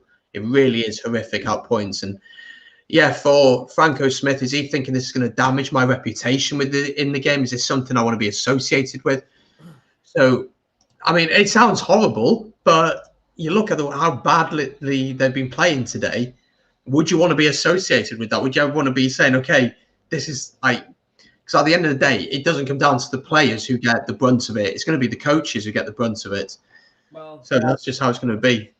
yeah. The thing is, though, with Franco Smith, I don't know of Down's reputation, because he has proven himself at Treviso, and I think he worked briefly as assistant coach with South Africa as well, and he's proven himself like he is a good coach. But I mean, again, like when Conor O'Shea coached Italy, like he didn't take Italy to a Six Nations win either, but you could also but the difference was you could see some improvements there with how they're playing. But Franco Smith, apart from the youngsters, as you were mentioning, I'm not sure. I'm not sure what his game plan is, to be honest. Yeah. Hard to see. Yeah, no, I agree. I think, yeah, it's like Italy do one good thing and then they can't back it up with something else. They make a mistake and then it's just like, oh, come on, like it's basic stuff that they really should be knowing it and should be getting right. Absolutely. It's just basics. That's a good kick, though, to get them down into the Wales 22. But again, if we're being totally honest, we haven't had to come out of third gear in this game. It's been too easy. Yeah. It's been way too easy, if we're being totally honest. Let's get to some of the comments. Richard Hooey, hope you're well. You're on your lunch. Unfortunately, you didn't get the day off. But the score is 41 points to 7 to Wales. Very easy for Wales. Italy have been really poor. If Scotland win their games for the France game, whenever they put that one back on, we could be looking at Scotland, France, Wales going for the title if Wales did go and slip up against France. I mean, it's going to be a tough game, that. It's going to be a really tough game against the French. But obviously, tomorrow it is Ireland against Scotland. You're at home. There is a preview on Kyle's channel already, so do go and check that one out. And I'm dropping a preview later this evening, and we are going to be doing a watch along for that game tomorrow. So go live at about 2:45. We kick off at 3 o'clock. So subscribe for that and get ready for that. I did ask you earlier on in the game your thoughts ahead of that. You said you were quietly confident. What about an Irish point of view? How do you think they'd be feeling coming into this one? Well, I've been speaking to obviously a lot of Irish fans, and I think they're coming from a place of they're seeing this game as 50-50. Most of them, I think. Some of them have been maybe a bit too down on their team. And oh, here we go. Here goes Louis Rees-Sammy. He's going to have the gas. Scoreboard sometime, didn't he? And it's way too easy. It really is just too easy. And Louis Rees-Sammy runs it in from 70 to 80 metres. And Wales are up to the 46 mark. Aye.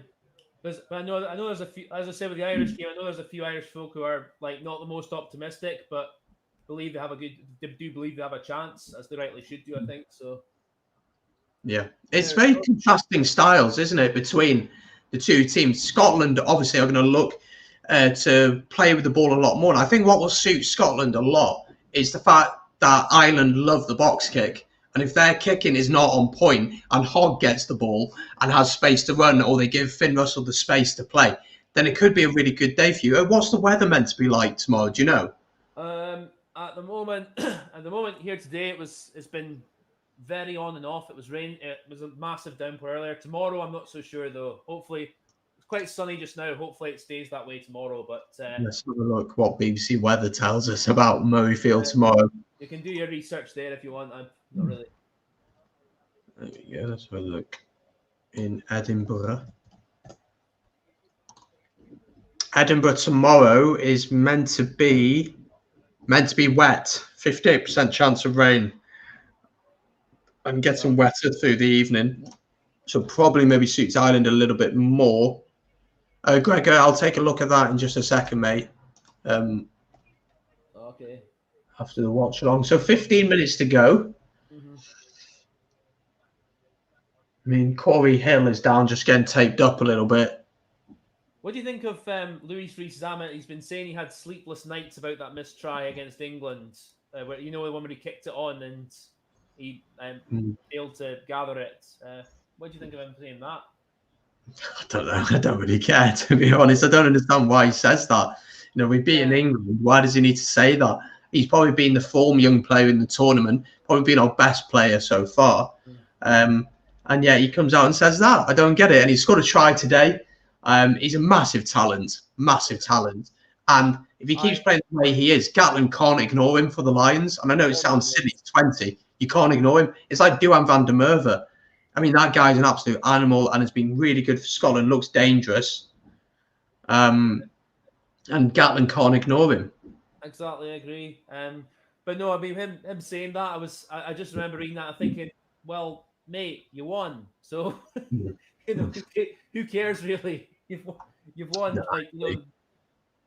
I mean, if it was like a try that was like, the deciding factor in the game, or it was 20-all or something, and he messed it up, then, you understand. But you think, you're 9 points up at the time, you just mishandled it. So, yeah. No one's knocking you for it. So just carry on, mate. But it shows but it does also show another angle where his own standards are at for where he wants to be, which from a Welsh point of view, I know he's a talent already. But from a Welsh point of view, that's very encouraging, I'd say. Yeah, no, I agree, and he's been really good for Gloucester this season in a really poor Gloucester team who've really, really struggled over the course of the season.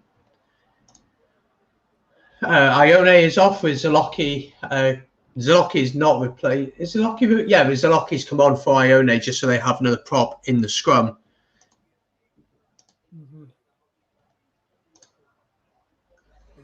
But 14 minutes to go or so here. Wales will be looking to hit the 50 points before the end of this one. Ball out here, Halaholo. Haven't seen much of him with ball in hand. Would like to see him, have a bit more space to do some bits.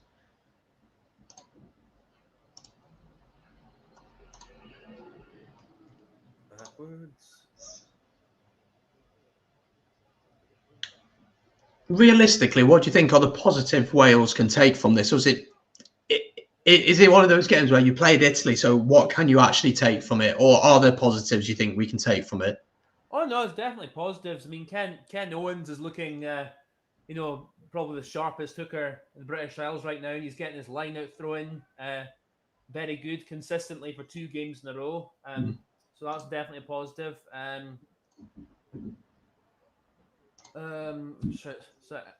think,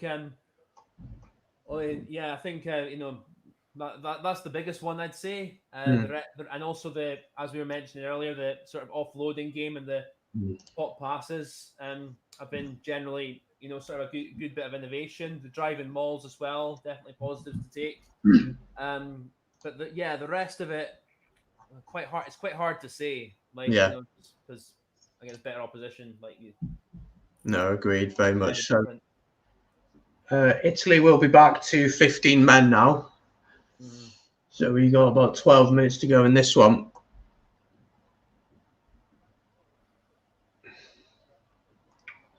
So Ione is back on.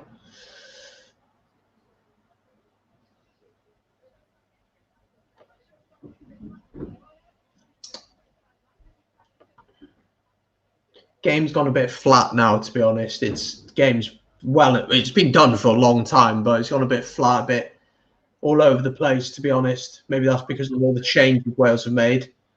As Italy have knocked on their own lineouts, another mistake for Italy. Well, it's the thing though. If you've not got solid foundations, you're not helping yourself. No, I agree. Mm. It's quite sad. You just feel like you're repeating yourself with Italy all the Yeah, time. It's just really. yeah. No, it is true. You feel like you're doing that a lot of the time. Mm.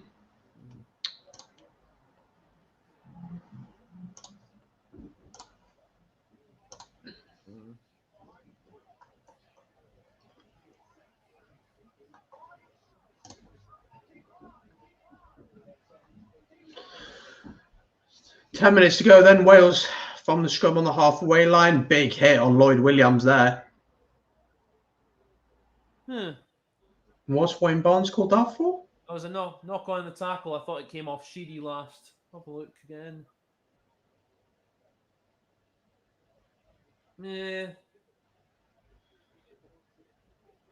Oh yeah, no, it came off the Oh, Italian. yeah. Yeah, it did. Fair enough. Did. But, I mean, yeah. Who do Italy have next? Scotland at Murrayfield. Oh. Oh. Yeah. Doesn't get much easier for them, does it, at all? I'm scared, to be honest. But sorry, I was trying to make sorry if I'm being disrespectful. I was trying to make a bit of a bad joke there. Yeah, no, it's just I don't know. I'm from a Scottish point of view. I'm just waiting for tomorrow, see how we do there, and then Italy, see if we can rack up the points, and then Yeah. the French game, which is still to be played. Mm. Will they be going for the Grand Slam or not? We'll see. It's for another day, or Yeah. whether Wales will beat them again. We'll see. Yeah, that's the question, is it? That's the big test for us. Obviously, today was all about getting the bonus point, coming through without getting any injuries, which we've done so far, which is really good. But still, it's, I don't know. I do want Italy to be part of the Six Nations, obviously, but this game really is going to throw up the debate again, and we've spoken about it, about the whole idea of of promotion relegation, which we're both of the opinion that it'd be great to happen, but we don't really see it happening due to finances, etc. But yeah, it is a big question. It's something that needs to be looked at, in my opinion, because it's on at the level where they're getting better year on year. They're just getting thumped every year, and that can't help with confidence at all. It just can't help them. No, I think it's I think it'll be 31 consecutive matches now they've lost, and something like I'm just trying to think. I'm just trying to think on the top of my head the stats here. Something like one win in the last 40, something like that. They haven't won since 2013, is it? 2015. 2015, sorry. And I remember it because I was at that game. Oh dear. They got a Oh penalty. They dear. got a penalty try. Maul in the last minute, and guess who gave away the penalty try? Who was it? Hamish Watson. You Of can a do tiny no wrong ball, I now. remember it very well. You can do no wrong now. Aye. And that was his debut as well. Oh, here we are. And Banda tackled well by Liam Williams, taking a knock to his head. Knocked on there, but Liam Williams took a knock to the head, so he's going to need some treatment here. Yeah, it's not the best from JD there. No. I mean, he's literally headbutted him in the knee. Let's have a look. Poor technique, you got to say. I don't know if Liam Williams is wrapped properly there. That's He's literally just gone in with his head there. Oh, it looks like he's closed his eyes while going in. So I wanted to see what his right arm was doing. Whether it was because if he went around with the right arm around the legs, that would have been fine. But it just looked a bit. I don't know. I didn't get a clear view of it. So. No.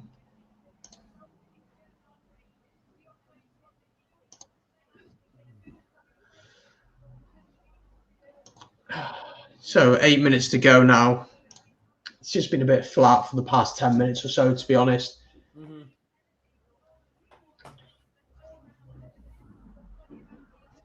But the next big game, of course, is England against France, which myself and Carl are doing a watch along for that. So do join us for that. We'll be going live at about 4:30, so not long away from that one. Hopefully that will be a little bit more competitive. We hope so for sure. Mark Joe says maybe including Georgia will give Italy someone to get points off. Italy would beat Georgia, in my opinion. Including Georgia in as well would just do the same thing. Georgia would get hammered every time as well, and that wouldn't help. But having a relegation and promotion creates a clear pathway. It creates a clear pathway for teams. So it's like the problem is you get countries like Romania or Russia. They get to the World Cup, they play against these different sides, and they get absolutely hammered down. Oh, they're crap. There's no way they'd be good enough for the Six Nations, etc. But they're only playing against that quality of opposition every 4 years. And that's the big issue, is trying to get away of them having the incentive to play against the top quality opposition every single year. And if you can't do that, then other nations are just not going to grow. We've spoken about Fiji today. We've spoken about them countries as well, or other countries. So, yeah. Including Georgia, if we put them alongside, we make it a sevens nations. Yeah. Which would mean there'll be an odd team out every week, so wouldn't really work, I don't think, No. having a sevens nations tournament. No. And Romania still pretty far behind. Italy trying a little kick through here, but Louis Summit should gather it, which he does.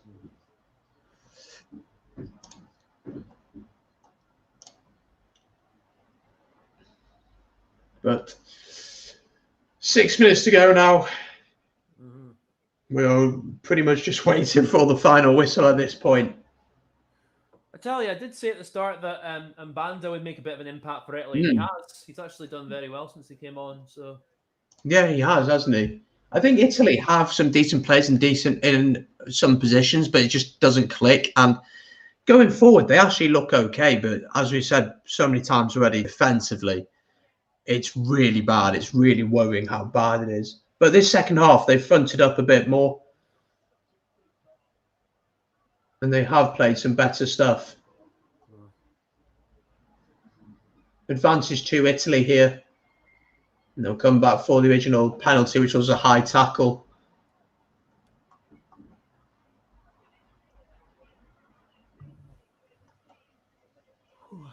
Pardon me. And Willis Halaholo there with the high tackle.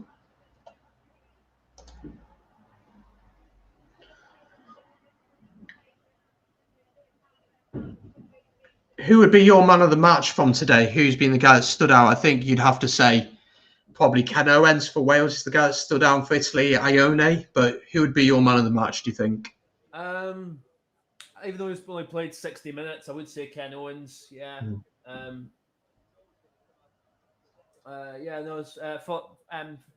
Falatau also had a good game. Navidi's worked hard as well. He's been a bit kind of unsung in this game. Haven't really talked much about him, but he's worked hard. So, but yeah, no, I think I'd give it to Ken Owens. I think so. Italy looking to finish with something extra. Wales aren't looking likely to get to the 50 here. I'm not sure what Wales's record score is against Italy. I think it was back on that Super Saturday where we had so many tries. That one day where I think we ran in 60 points. I think we ran in about 60 over them.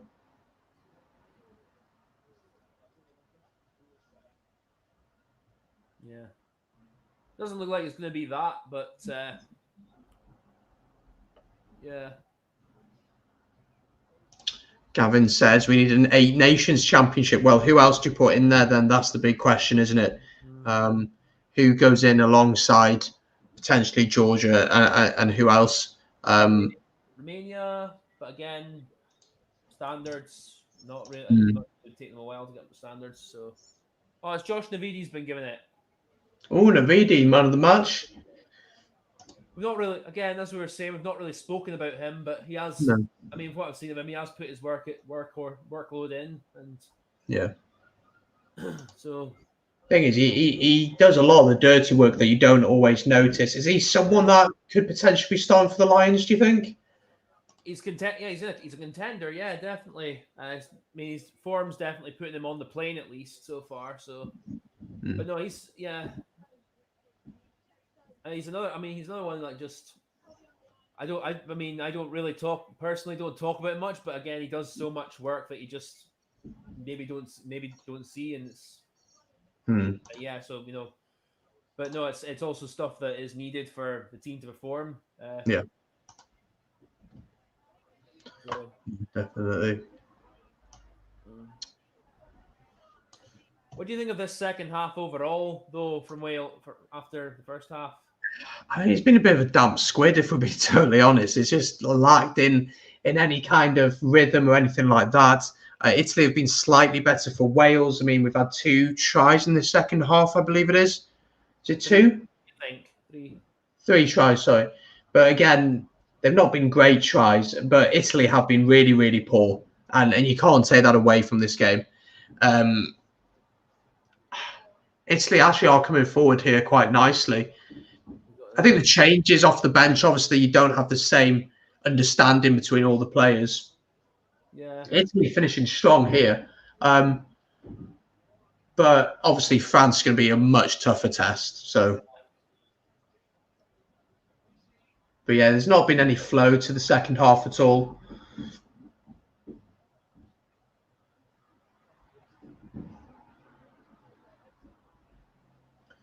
Two and a half minutes to go. Italy coming forward here. Still playing the advantage. Yeah. And coming back for the original advantage. Oh, yeah.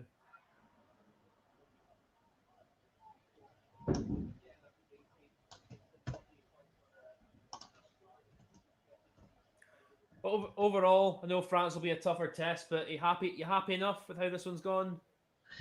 Yeah, I am. I thought the first half we got the job done and maybe we took our foot off the gas a little bit. It's good to see that our lineouts worked well. It's nice to see Ken Owens pretty much back to his best, and we haven't seen that for a few years, if we're being totally honest. Nice to see Josh Navidi get some recognition for the work that he does around the park. And good to see some players come off the bench and get some game time. It shows the depth that we've got in the squad. If I'm being really picky, I'd say sometimes the way that we, sometimes our defense, not our defense, our discipline, like, what's the word I'm trying to look for? It's not being lazy. Like now, you look at what we're doing now. Italy are playing well now, but we're just tired. We've got to the point where we've won the game. We know we've won the game, and it's just like, just blow the final whistle now. So little things like that, where France, if you let France have that much ball and in the positions that Italy have got themselves into, France will punish you a lot more than this Italian side would. But that's been extremely picky. So Aye. that's how it is. Last minute here. Italy with the driving maul. Not really moving all that much. As I say that, they start to move forward.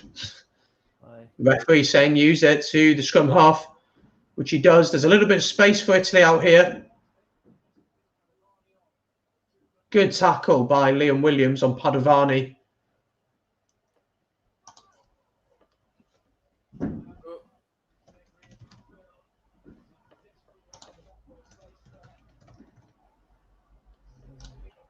But again, I've been really impressed by Negri, the amount of work he's put in for Italy. And they've knocked it on here. I mean, this is it now. Last 10 seconds. Here we go. Just one more phase, and then that'll be it, I think. Yeah. We'll take it into contact, and it will be off. And off it goes. And Wales have won in Rome, 48 points to 7. They continue on towards that Grand Slam. It is the final score. Wales 48, Italy 7. I mean, quickly summarise that game up before we both jump off, ready for the England against France game. Your thoughts quickly on that one, Kyle? As we were saying throughout, pretty easy for Wales. Really poor from Italy. Just Italy right from the start, just with that kickoff from Garbisi, which just went long, and Italy kind of went downhill from there. They showed themselves a bit towards the end of the game, and they had their moments in the second half. I thought, as I was saying during our watch along, Ambanda came on. It seemed to bring a bit of spark to them from the back row. But aside from that, they were just, absolute second rate, really poor. I mean, they scored a good try from Ione, to be fair, but apart from that, there's not that much I think they can take away from this game and think, oh, we can be pleased with ourselves here, really. Whereas Wales, on the other hand, your usual suspects, I have to say, like Savalman Jones and Louis Rees-Zammit, even Justin Tibberick to a degree, were all like fairly quiet by their own high standards, but they didn't need to be at their best, really. So, but on the whole, job done. Positives to take, as I was saying, with Ken Owens' lineouts and Josh Navidi's work rate, but sort of a lot tougher tests to come. But be thankful that you're still in the Grand Slam hunt, and there's every chance, but you'll have to be at your best against the French.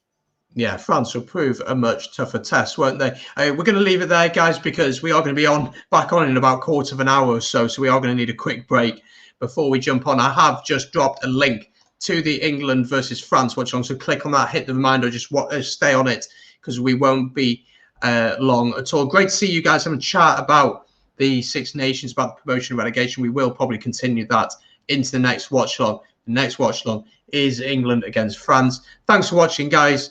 Make sure that you are subscribed to myself and Kyle, and we'll see you in about a quarter of an hour. So we'll see you in a bit, guys. Thanks for watching.